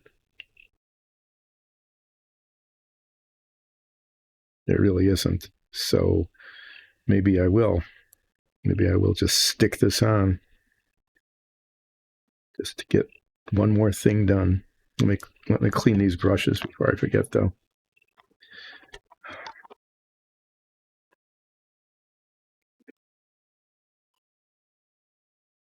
I started using lacquer thinner. I'm finding that these brushes hold a lot more paint than I thought, and that water is not always adequate to clean it up.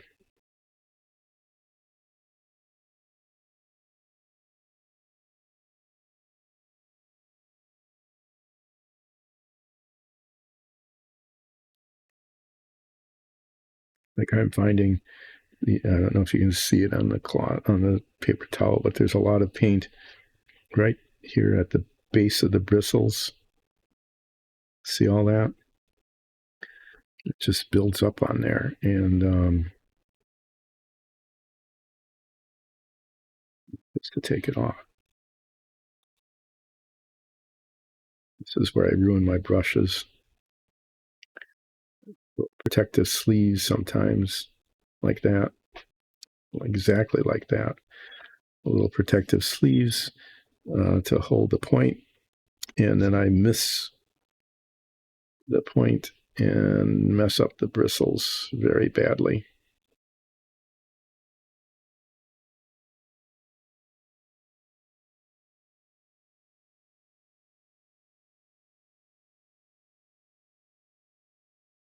Now this one's messed up.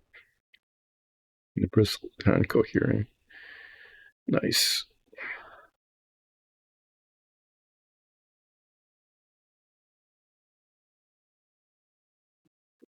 may be headed for demise at some point, the way I ruined it there.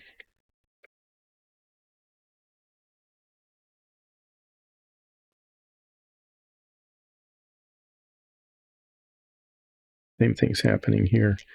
Is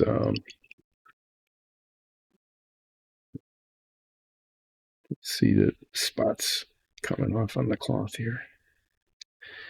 Okay, I haven't talked about race cars very much at all. I've been muttering about what I've been doing or failing to do all day here.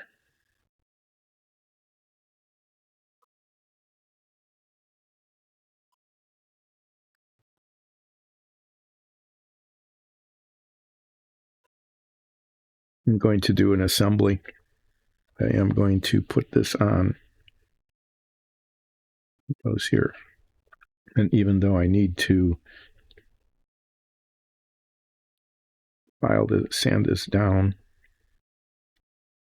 this is not going to be in the way of that. At least I don't expect it will.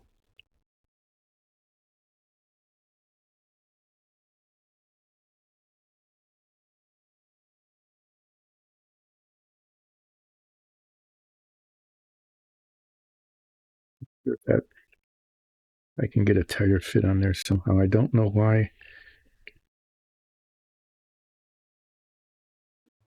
doesn't. It just doesn't. So what can you do?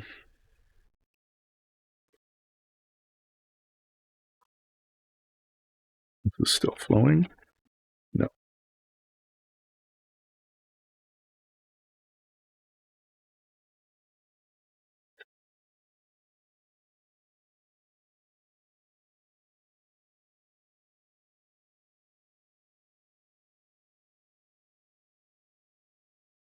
By sparingly. Hopefully that's fair enough.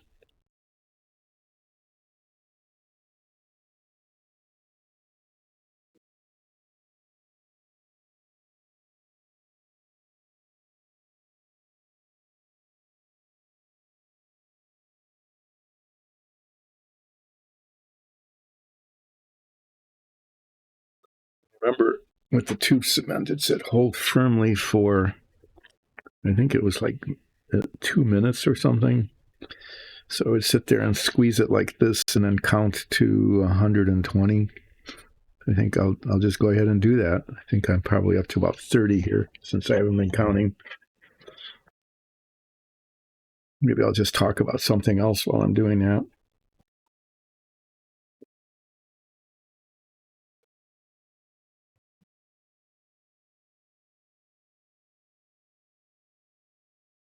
Or not. What's going on here?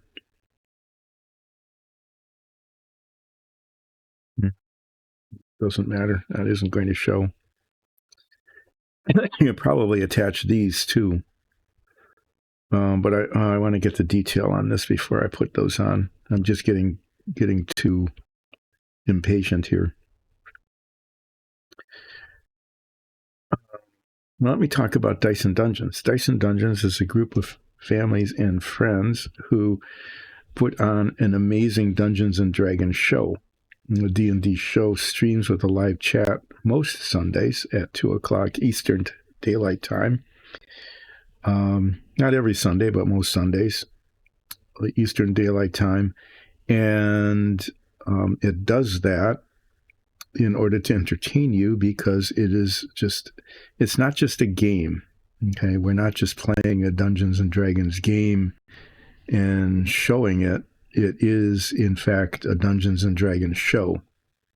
And so it's really pretty entertaining, I have to say. It's fun for us to produce, and I think those people who have had a chance to watch it have really had a lot of fun watching it as well. So I want to encourage everybody who might be watching this stream, either as it's happening or on YouTube later, to take some time and go to YouTube and check out the D&D show that Dyson Dungeons puts on. You'll find it to be really worthwhile. And I would like to ask everybody on the planet to become a follower of this stream and our D&D show. And if you watch it on YouTube, become a subscriber. And if you really like it, you can go to patreon.com/dice and dungeons and become a patron and help support the show by doing things like giving us a little bit of money that we can use to buy paint for models, or PLA filament for minifigs, or that sort of thing. So that would be really terrific if you were able to do that. And would be hugely appreciated. Okay, well, that's sticking. What I'm going to do now, just because I am impatient and because, why not, is these brackets down here. I'm going to be painting dark color. Even paint them this color, this really dark color, or dark aluminium. I'm not sure.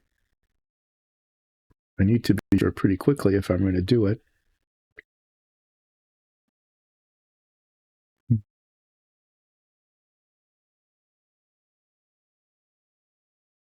Just the dark aluminium then.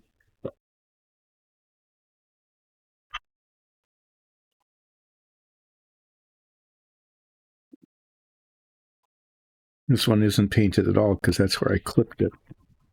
I'll put it on an alligator clip.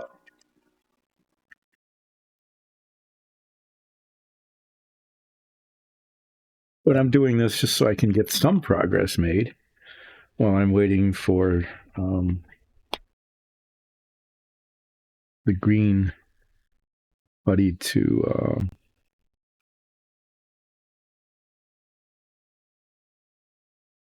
dry.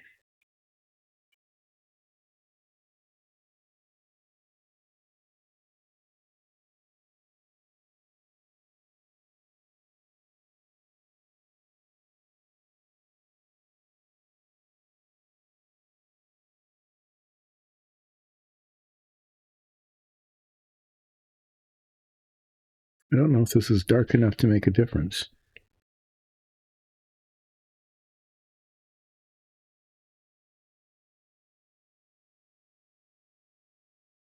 It is. It's kind of, you can see the contrast in the color. The detail on all of this, I'm going to be painting light aluminum because I want it to show. Can I get that bristle to come back again?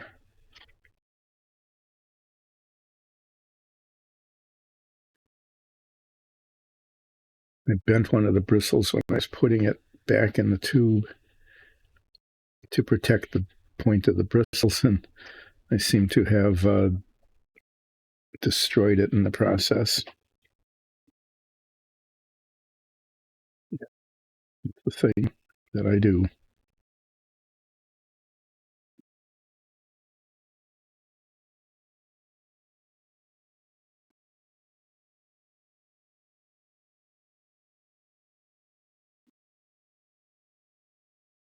This brush has become smaller and smaller over time because when I bend the bristle off and I can't get it to come back again, I cut it off.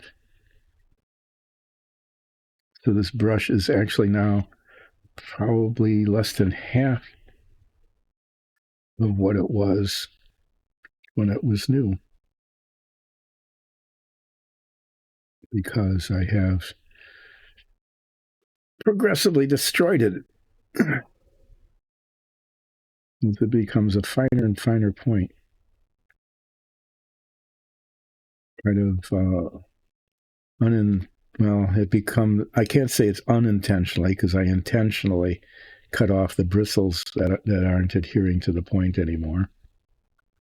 I mean, that part is intentional, but it is unintentional that I screwed them up to begin with.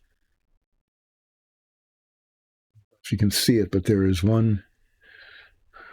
just one bristle here now that is not part of the point of the brush.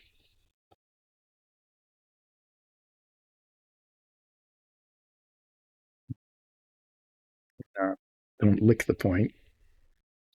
Oh, lick it. Okay, I just discovered why people do that. Nothing else works, but saliva does.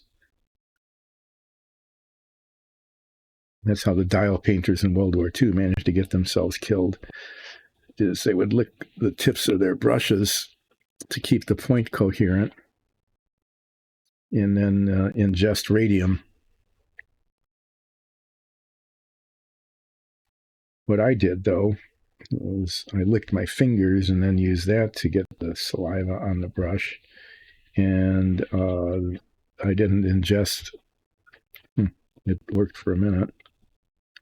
I managed to not ingest paint,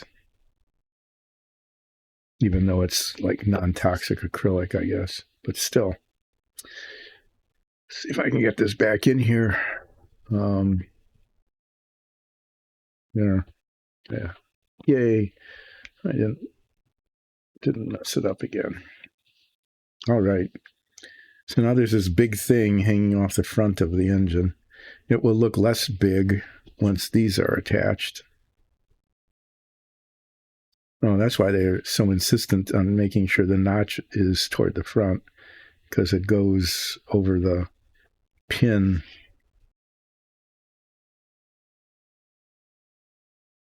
Here, and then there's a notch on the top. Hopefully, well, I'll have to see where that's supposed to go. But these go here like this. Eventually, they go on like that, and then the exhaust goes over the top. And then on these are velocity stacks, Venturi tubes that accelerate the air into the engine.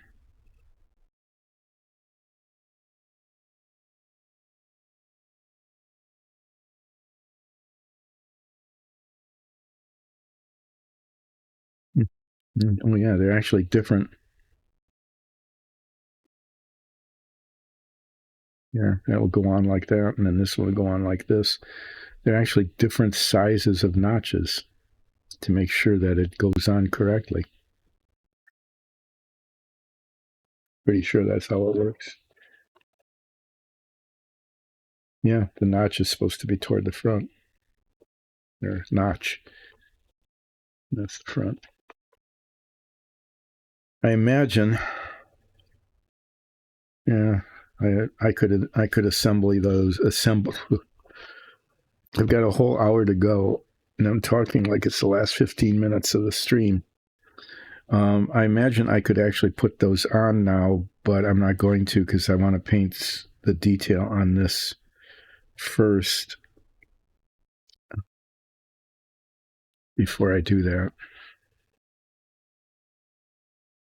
I think what I'll do next is I'm going to paint the frame of the radiator. I'll give that a go. Let's see if I can do that.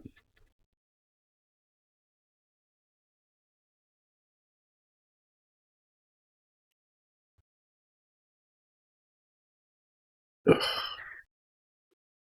But fell asleep. A couple of weeks ago, we actually had some warm weather here. The warm weather disappeared, and now it's been cold.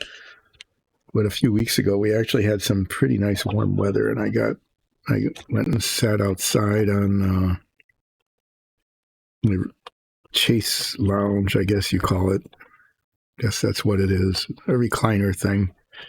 The recliner thing that, yeah, I laid back on, and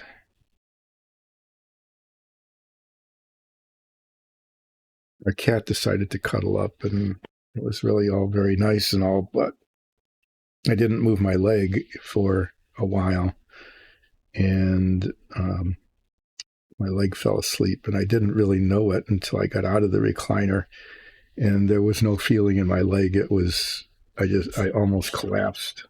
I mean, in the sense of just falling over, because Yeah, why am I telling you that story? I don't know, because my foot just fell asleep and it's tingly.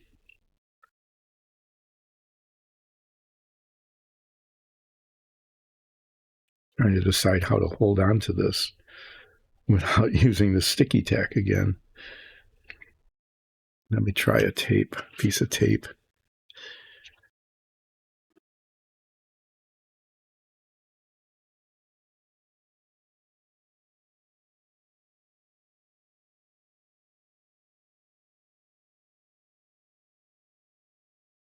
I don't know if this will work or not. What I'm going to do is just fold over some tape here like this. And stick it on the back of this. It's bigger than I need. I need to make it smaller. I'll just tear it there. Could have used the scissors, but I didn't.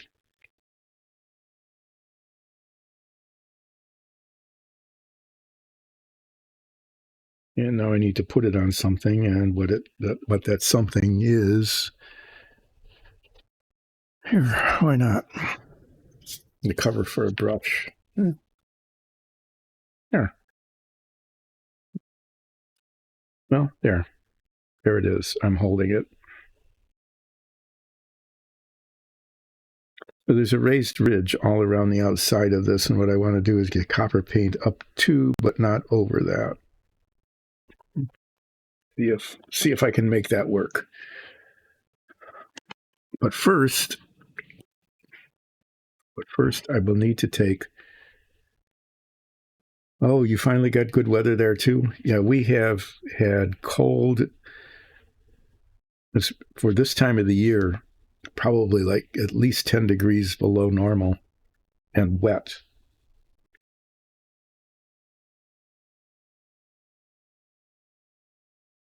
It's been kind of unpleasant. It's been great for things growing. Plants really love it. Wildflowers and things and the trees. But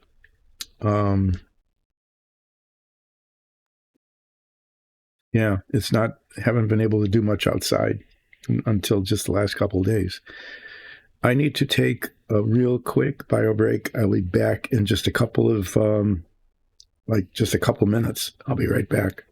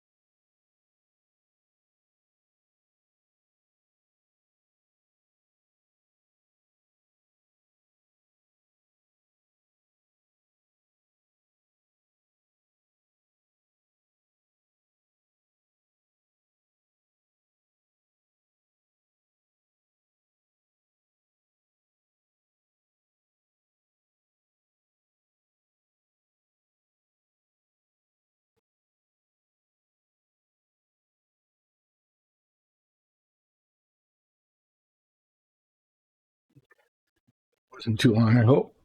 I'm going to give this a stir. So, Aman, you expect to get your computer back next week?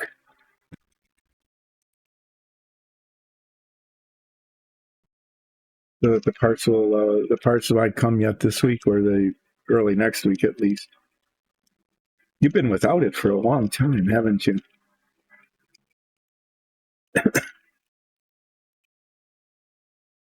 Well, that would be good news if that would be done finally. Everything seems to take longer than you would like, just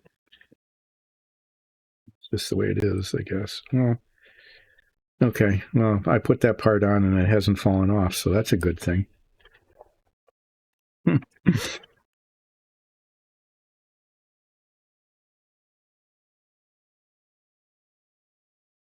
There's two kinds of copper paint, and this one has always looked better. So when I need copper, that's what I've been using. I was a little surprised, but when I looked at pictures of the original car, the real car, the exterior of the radiator actually was copper. No, I really should put my head magnifiers on for this. I was trying to avoid it, but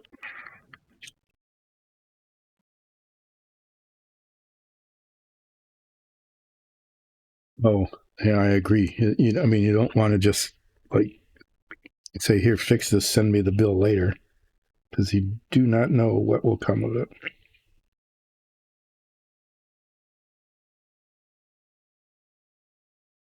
That was a good move. Hopefully, they are treating you fairly.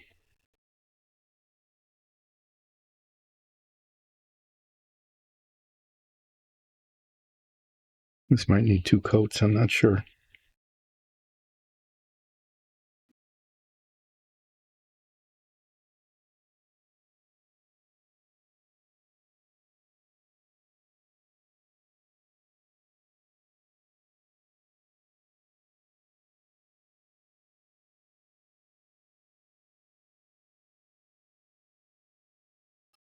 What I'm going to do if the day ever comes,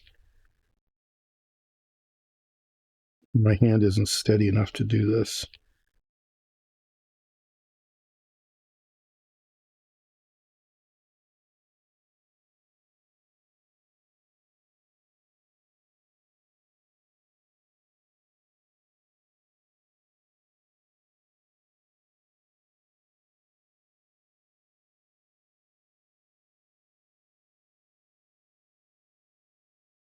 It'll clean those marks up.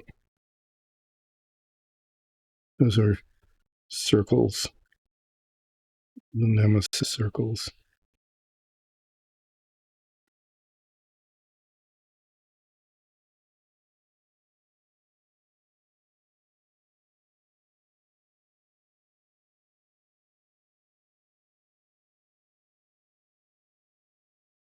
No, it hasn't fallen off the tape. I guess that's a good thing.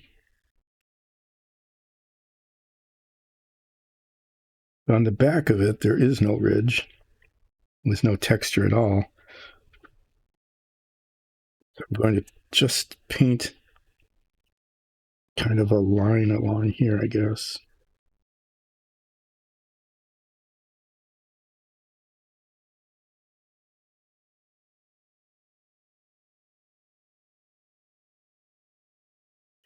Freehand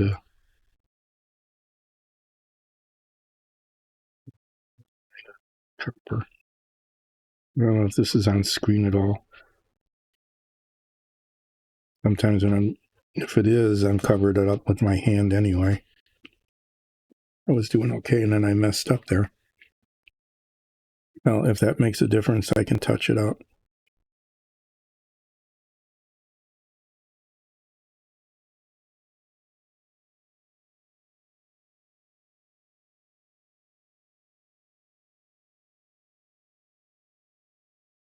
No, that's not bad. That looks okay. It's pretty close to how it looks in the pictures. The copper paint is pretty good.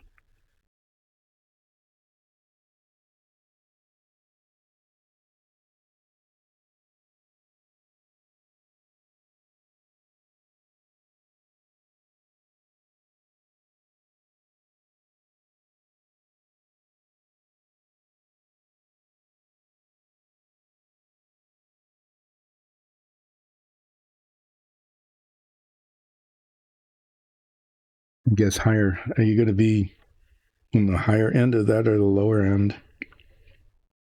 It's like you're going to get a brand new computer at the end. that they're replacing a fair number of parts. You said they were replacing a lot of things, weren't they?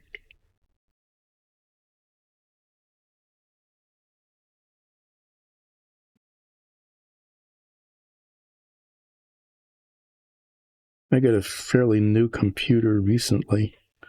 I don't remember. I think it was in that same price range. It was.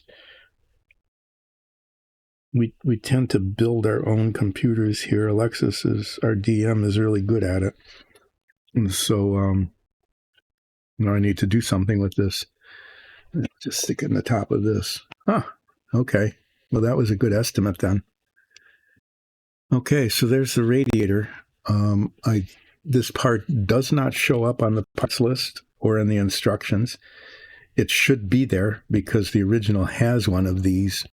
It goes, if you can see this here, it goes right here, right there in front of the front suspension. But there isn't any place to attach it.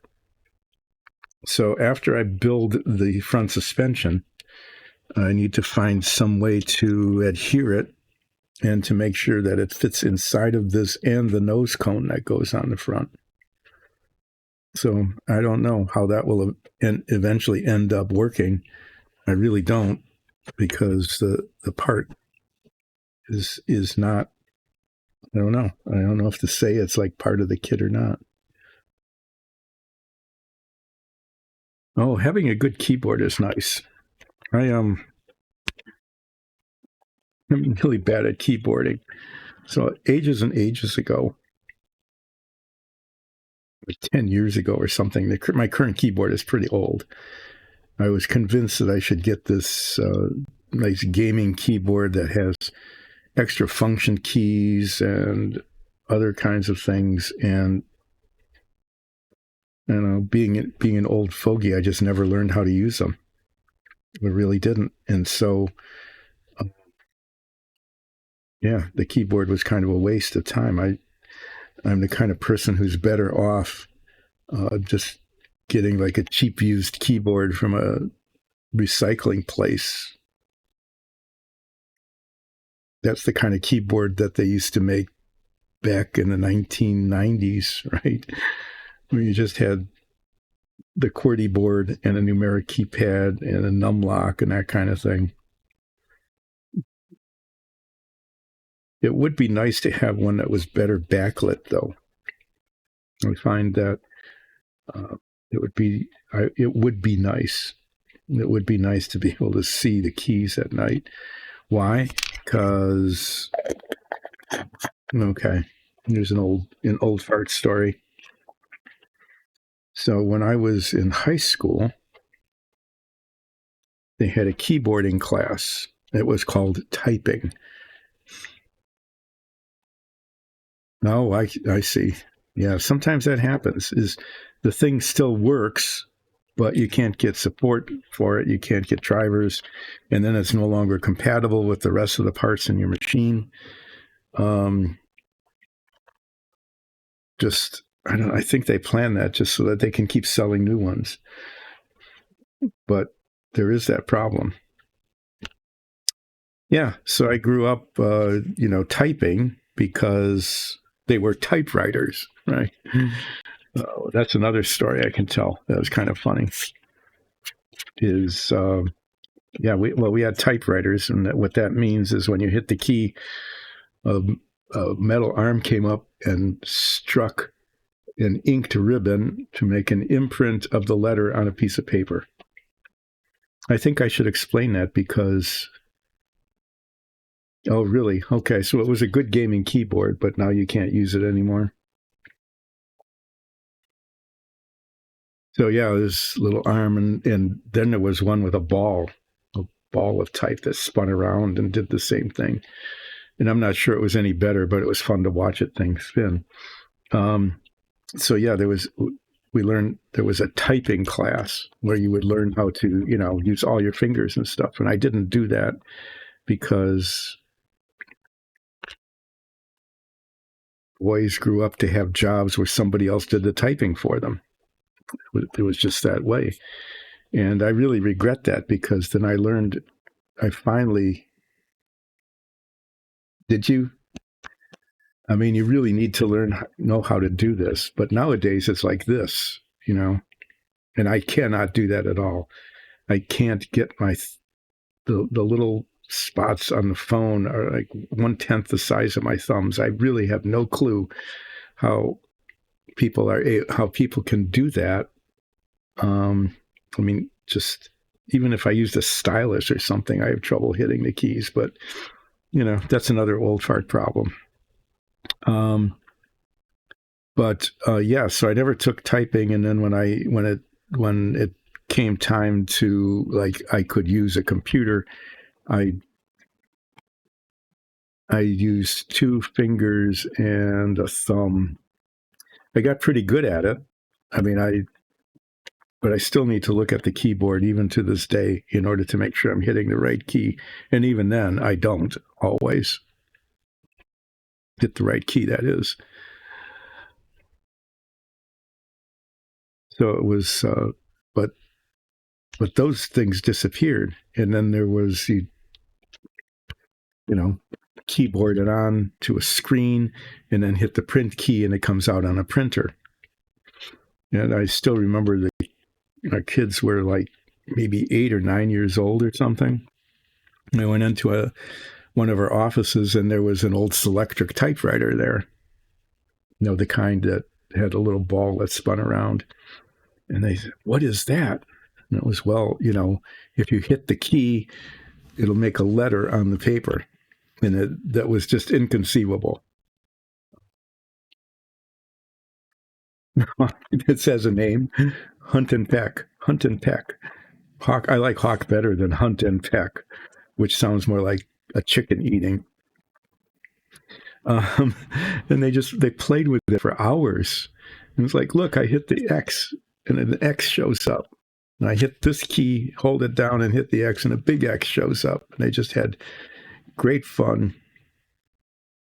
The Crow method. It was just the old person method.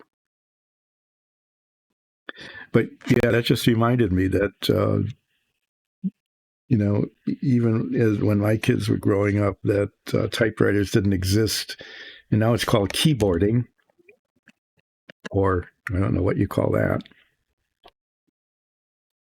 The other thing we discovered is just how buttons are used, right? So old people push buttons with their finger like that. And one day we were in an office building or a hotel when the kids were probably like 6 or 7 or something. He said, push the up button on the elevator. And they went up to it and pushed it with their thumb. Went, what the heck? What are you doing? And then I realized that they had grown up using gaming consoles. Okay. And they didn't have smartphones then yet. Those hadn't come out, but gaming consoles, you do that all the time. And they had learned that you push buttons with your thumbs. I just had to say that. It was a fascinating intergenerational kind of thing that happened. Oh, that was like 25 or 30 years ago. It does. You can reach further, and nothing else gets in the way. See, when you've got a finger like that, you can push it if the button's recessed or something. If you're using your thumb, then this whole other rest of your hand gets in the way.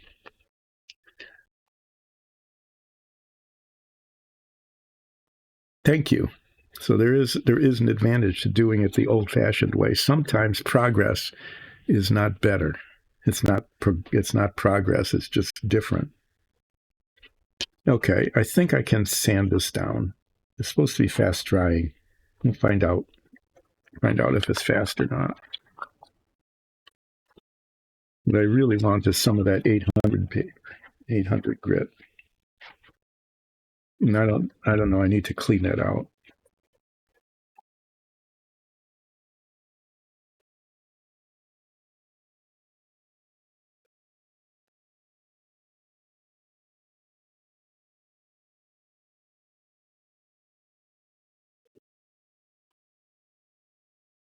hopefully this will make the seam go away.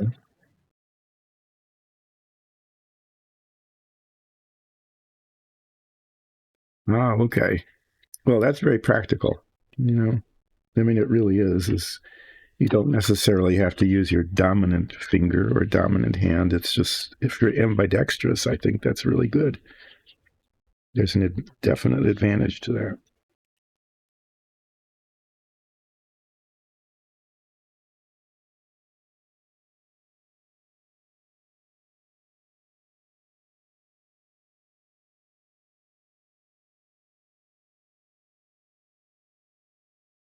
So you're not fully ambidextrous, but pretty close.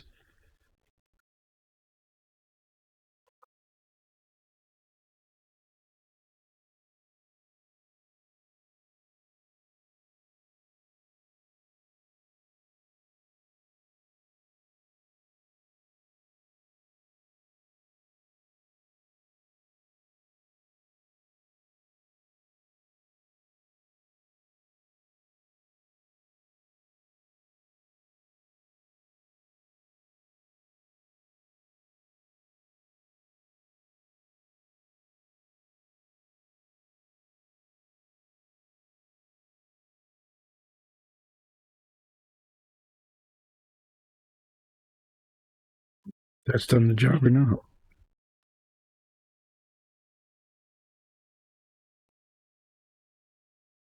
Put these on again and see if I can see the seam. Yeah, I'm really pretty strongly right-handed. I just grew up that way.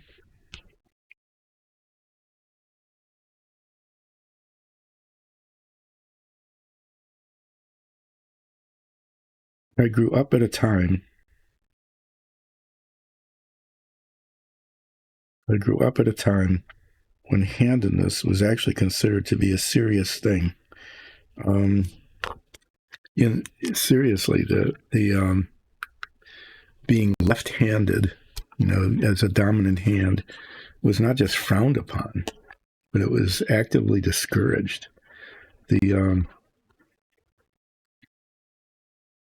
the teachers in my school, and it was pretty much faded by the time I was in school, but it was still there to some extent. But this, like, if someone started using their left hand, would actually just slap their hand and say, "Yeah, exactly that.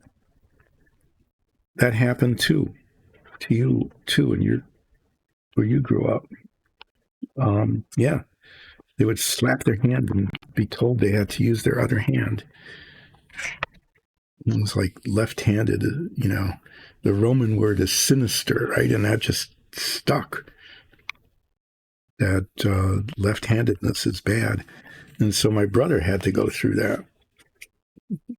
At least, like in first, second, third grade, when he was really quite young, uh, where there was a forced use of the right hand. I probably should have put a little primer on that. I'm going to have to repaint this, or maybe not. Well, the seam disappeared. At least that. I'm going to put a second coat of it on. Okay. Well, that's good. That was a success.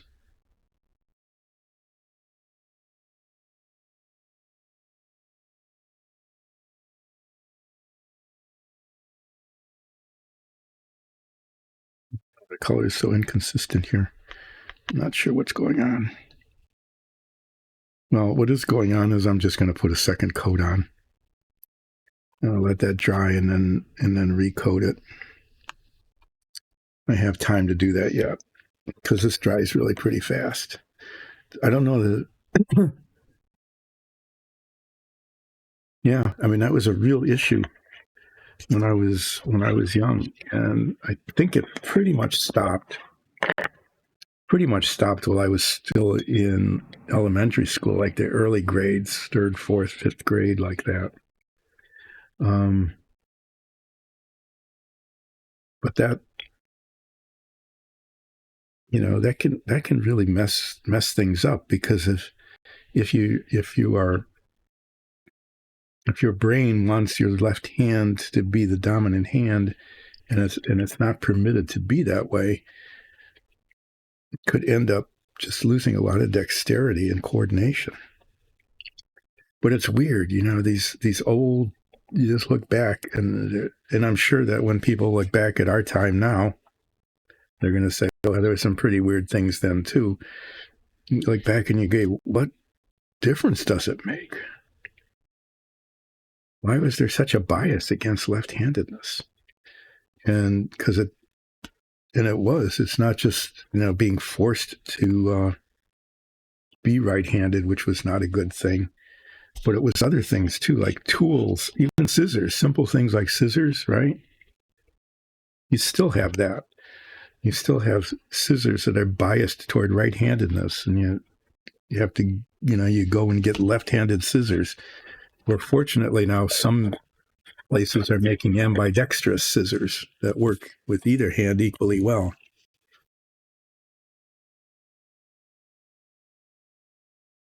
The seam is gone. At least I can't see it anymore.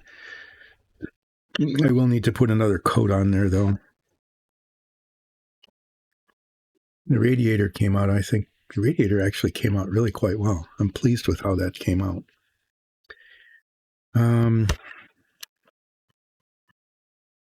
Well,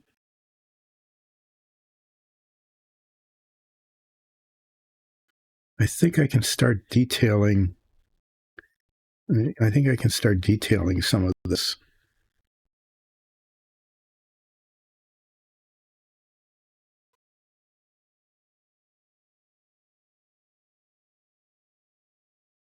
I'll put a second coat on there in just a few minutes.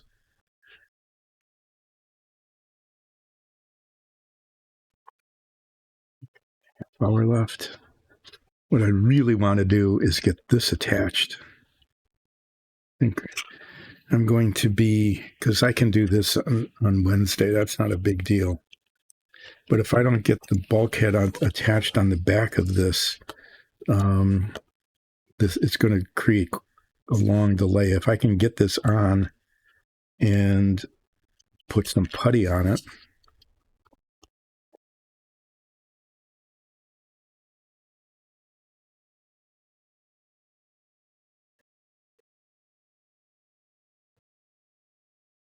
then I can.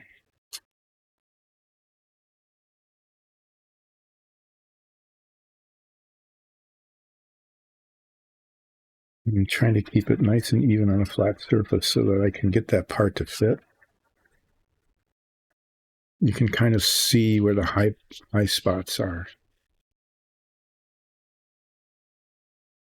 I think it's safest to do it this way.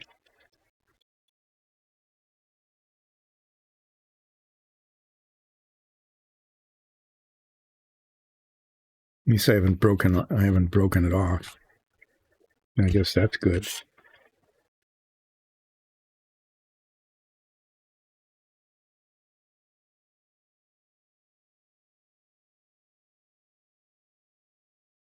Yeah, there was actually a belief that in some, at least I read about this, I don't know if it's really true, that left-handedness was considered to be like the devil took over your hand as opposed to the angel, just kind of a quasi-religious thing going on about that. That, to us now, that probably seems kind of odd and maybe, just very odd maybe. But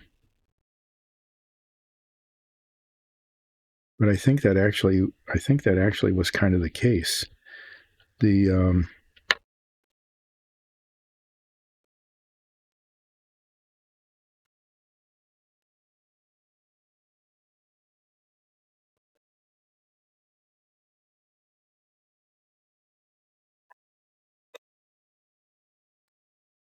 There's stories about that I don't know are true. Like why did the Romans? Why was sinister was just a word. It didn't really mean anything particular. It came to mean kind of evil or whatever. But I think what happened. This is just a story. is that everybody was using their right hand with their sword and their left hand with their shield. And if they ran into a left-handed person, they were at a disadvantage, right? Because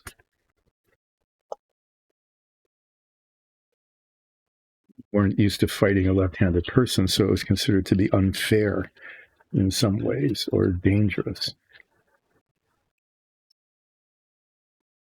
But that's just a story. I really don't know. But I do know that it was really strongly discouraged. And maybe it was. Maybe it did have to do with weapons and everything. You make everything. Oh, okay. Yeah. I actually did fencing for a little while. One of my kids wanted to do it, so I did it with them. And I don't know what is in the way there. I think it's this whole this bit here.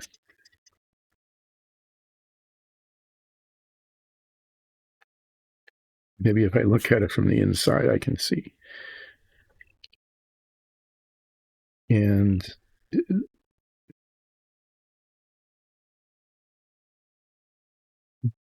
playing against a left-handed opponent.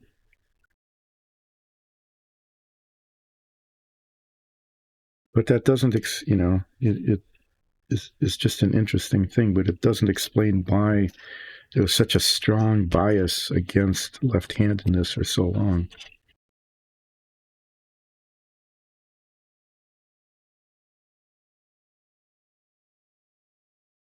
But seriously, I do believe there was sort of a spiritual thing, a religion-based sort of thing about left-handedness being evil or a sign of the demon or something like that.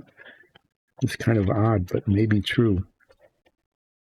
I just remember the teachers just until middle school kind of were strongly discouraged left-handedness. But yes, we were fencing, and Nicole was fencing with me, and she's left-handed, and that was kind of interesting. But then I ended up becoming a left-handed fencer because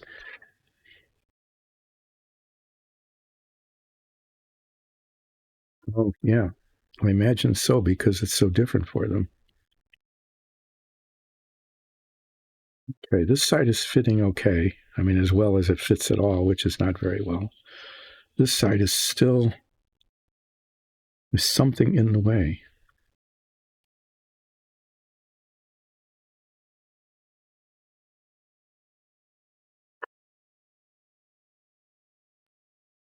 Well, what I was saying is that I was fencing, and I got a compression fracture on my left thumb, my right thumb.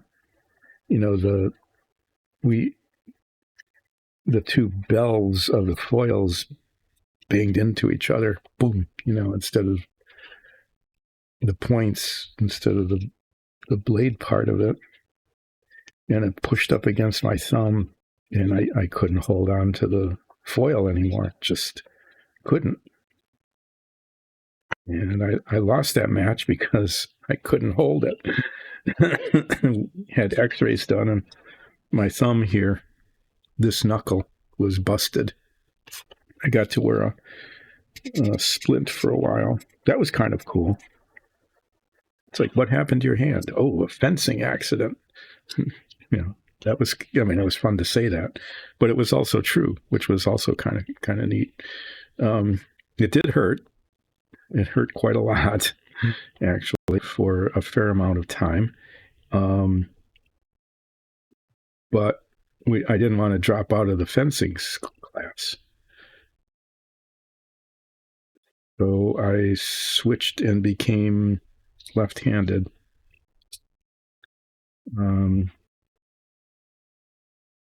Yeah. And I wasn't very good at it to begin with.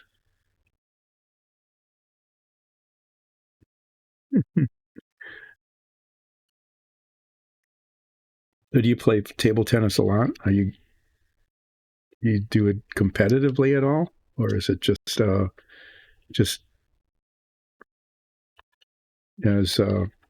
as recreation? But yeah, I became left-handed, and I was because I wasn't very good at fencing anyway.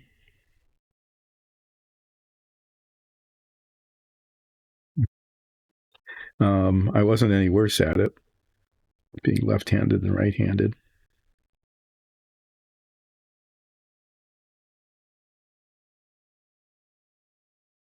Just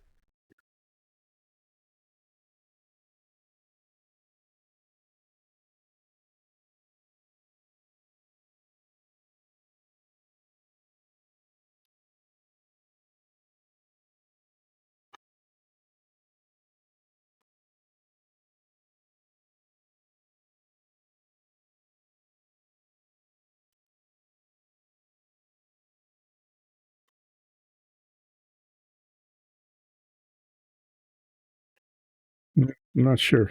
This part didn't fit well to begin with, and it continues to not fit well. The contour doesn't exactly match the body around it. I mean, it just doesn't, and there's a big gap.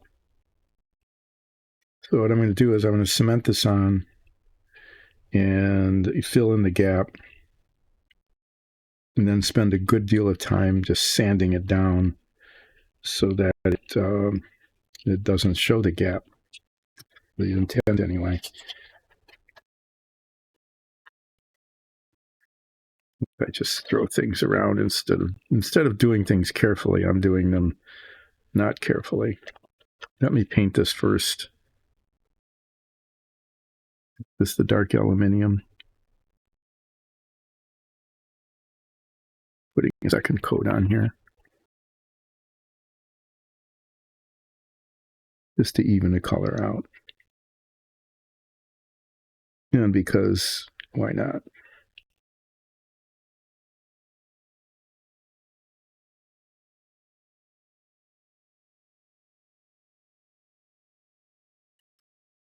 I get to try to clean this brush again.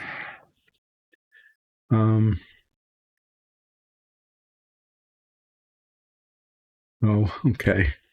Well, it's good exercise. I used to play it, back when I was probably in college. I have to say it was another one of those things. Oh, cool. Yeah, Monday and Thursday. Thanks for dropping in, and I hope to see you again on Wednesday, and let's hear how the game is going. I'm going to be wrapping up here in about 15 minutes anyway, 10 minutes or so. I just need to attach this. In fact, what I'm probably going to do is attach this, hold it in place, and maybe tomorrow off. I mean, you don't need to see it. I'm just going to spread some of this green putty around the edge to fill in the gap. I might do that later today or maybe tomorrow. I'll do it off camera just so that I can move on with getting this ready to be primed and painted. But thanks for dropping in.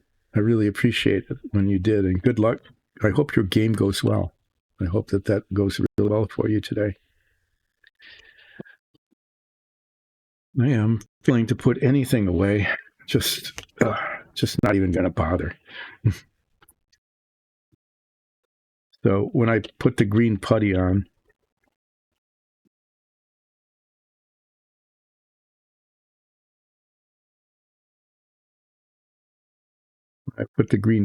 to fill in this gap. I'm going to try to clean up the workbench because over the last couple of sessions, it has just gotten incredibly messy. I've done pretty well with one of my 2 New Year's resolutions, use of the forbidden word, which I can't say because then I'd be using it. But I have been doing extremely poorly with the keep my workbench clean part of my New Year's resolution. I mean, just very bad, very, very poorly done. Bad, not good. Failure. Been a failure at that.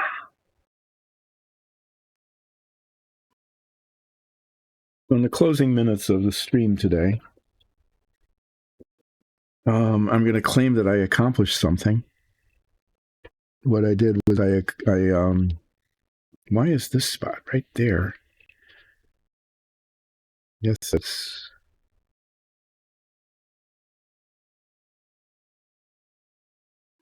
to do this, but just the color just isn't even.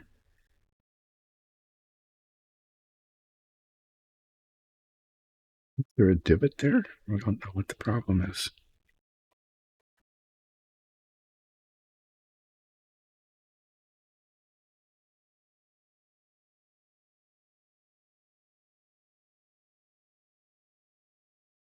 Well, I managed to redo that. There was a tiny, tiny little bit of a gap in the seam.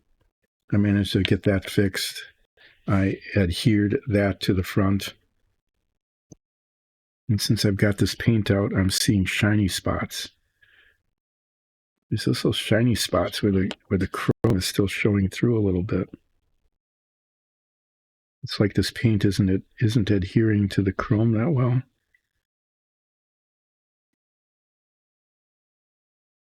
Yeah, and that's like, there's always something. I'm looking at this and it's like, oh, there's a flaw. There's just a problem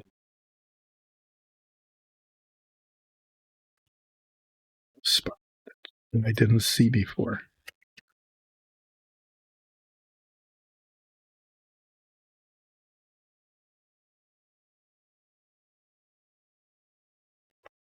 Okay, so I need to stick this on before the cement stops working.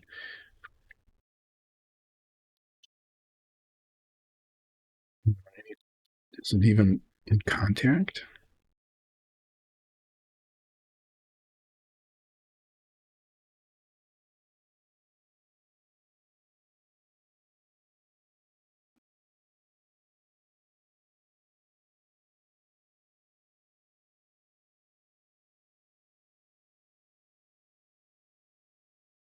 Right, it was like the cement surfaces weren't even in contact with each other. Maybe I let it set too long. I'm going to hold this for a couple minutes and see if it binds.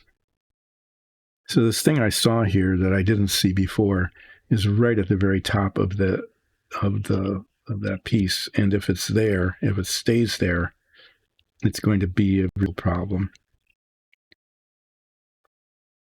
To be patient and hold this in place for like 2 minutes and see if it sticks. I shouldn't be doing this kind of stuff right at the end. It's like, oh, geez, just be patient and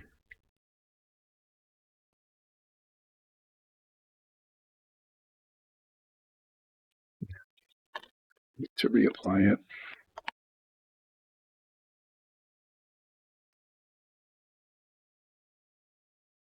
The paint thing I can fix later. This I need to get done now.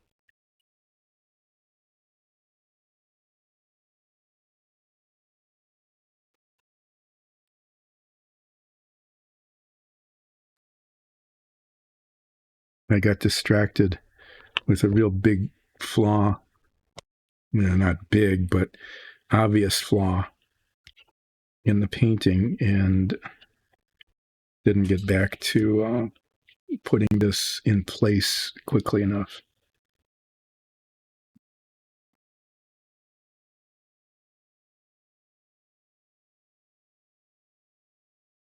And I need to hold it like this for a while, so my foot's going to fall asleep, my hands are going to fall asleep, you're going to fall asleep. And I need to very patiently wait until it is, I can't see the clock. I need to wait at least 2 minutes.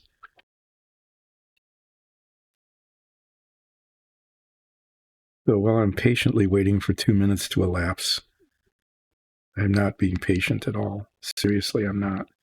I'm getting impatient. I'm losing focus. I got cement on my fingers, which means I can't use these two fingers, because I have cement on them now.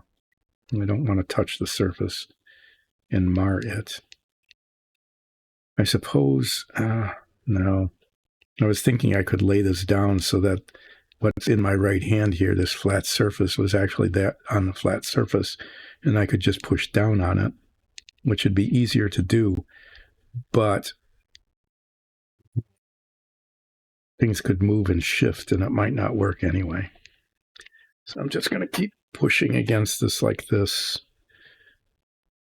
and hopefully it will adhere nicely.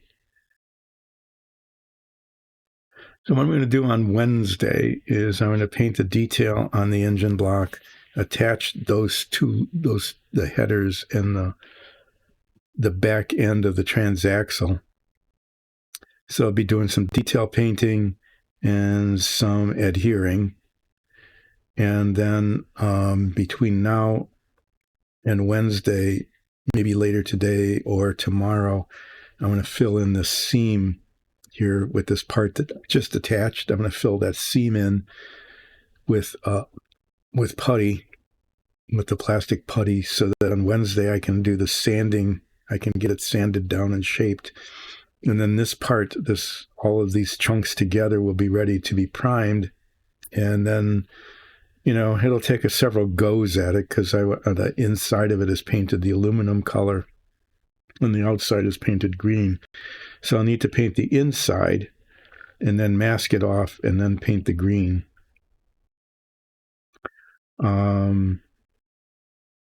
Hopefully that will go okay. But I've got a whole bunch of chromed pieces that need to be prepped, and then those can be primed at the same time this is primed Thursday after the Wednesday stream. So on Friday I'll be able to do a bunch of painting. I'll do a bunch of painting with aluminum paint.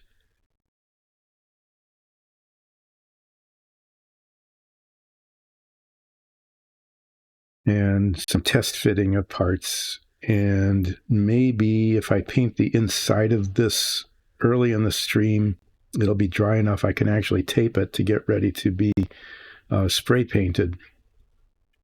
That's a possibility.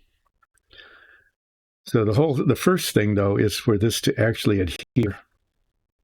This thing that I'm holding on in my right hand is starting to hurt from the pressure I'm putting on it.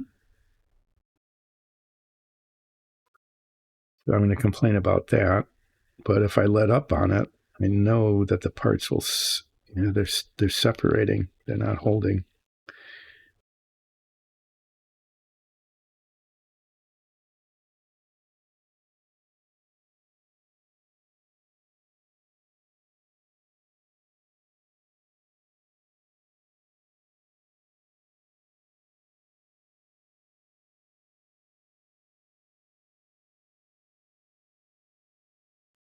Yeah, these parts are not very well aligned. There's still a little movement left. I guess it's a good thing that there's still a little bit of give. I want them to be as much in alignment as possible so that I don't have to sand a whole lot of stuff out of the way to get them to fit, and so that other parts don't end up not fitting.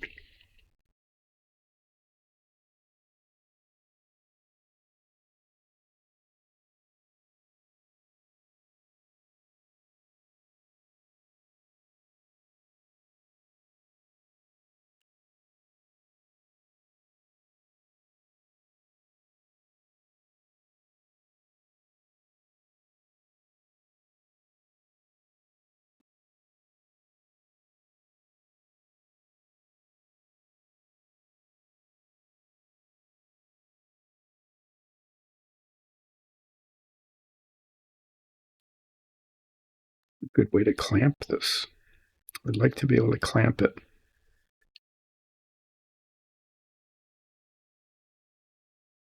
wonder if I should have used contact cement instead.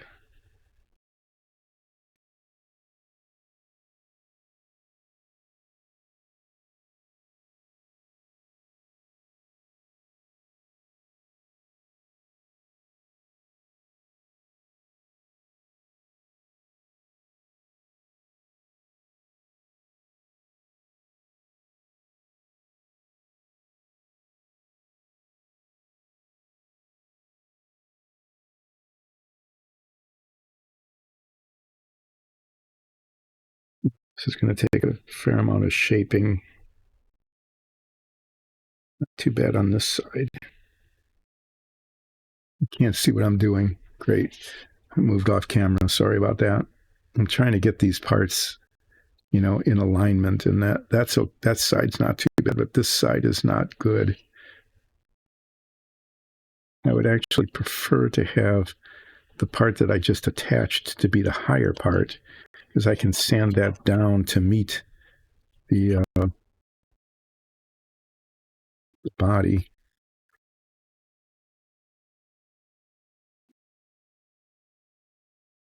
As opposed to having to sand the body down to meet the bulkhead.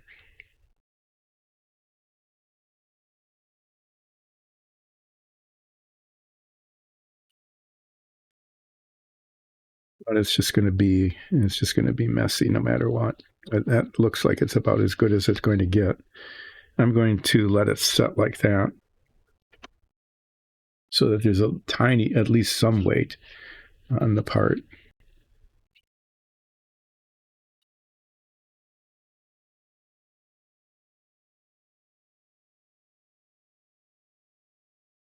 I know the part that fits on this fits incredibly poorly. I've already test fit that. Yeah, that's going to be a real challenge just to get that to set on there.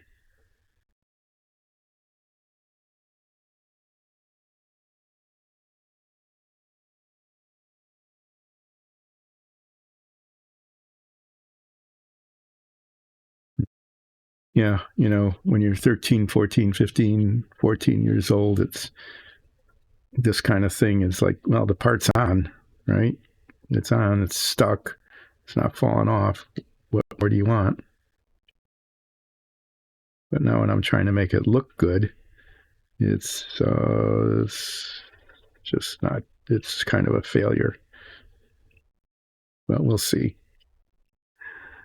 There's a cowling that the engine fits in here, and the cowling goes over that. And I tried that. I've test fit that part, and it doesn't come anywhere close to fitting. Okay, I'm just going to let that be. I'm going to wrap up. I'm going to remind everybody about Dice and Dungeons and our Dungeons and Dragons show, and how you absolutely, positively, must watch it. Catch it on YouTube. Look at all the past episodes. They're really good. It's a lot of fun. We do a good job entertaining you. And not only that, you get to see sometimes the dungeon tiles that we produce on our 3D printers and print on this stream. You'll get to see some of those and some of the minifigs that are done. And you won't see me complaining about plastic parts that are very poorly made and don't fit together, and sometimes are a very tedious job getting them to look at all presentable as I build this model. So you won't get to do that. You won't get to hear me whine and complain and moan about what I'm having to do to get this model to work. But you will be entertained by our group Midnight Brunch and the show that we put on. Please watch that. Get friends, relatives, enemies, acquaintances, total strangers, anybody that you ever run into to join you in that, because we would love to have more followers and subscribers, and even patrons on Patreon. I'm trying to get the paint out of this brush. Okay, it's about as good as it's going to get. On Wednesday, between now and Wednesday, I'm going to fill that gap in that you can't see because it's on the bottom of this. I'm going to fill that in. On Wednesday, I'm going to be sanding that down so that the gap between this bulkhead and the body of the bottom of the car will be virtually imperceptible, just like the seam on the top of the engine block is imperceptible because I filled it in and sanded it. And I can tell it's there, but it's difficult to see. I'll be painting some of the detail, the raised detail on this, lighter and darker colors, shades of metallic so that you can see it, attaching that little bit to the back, putting these on the top. This will be done, then I'll set it aside and put it in the done box. And then I've got these parts here, these suspension parts that I will be deglazing so that I can prime them and paint them more appropriately. So that's what will be happening then. Thanks for joining in. I really appreciate it. I will be back on Wednesday at more or less 10 o'clock, continuing the saga of the Lotus-Ford, which is turning out to be much more difficult than I anticipated. Hopefully, in the end, it'll turn out to look pretty good, maybe as good as the Savoia turned out to be. Thanks again. I'll see you on Wednesday. Take care.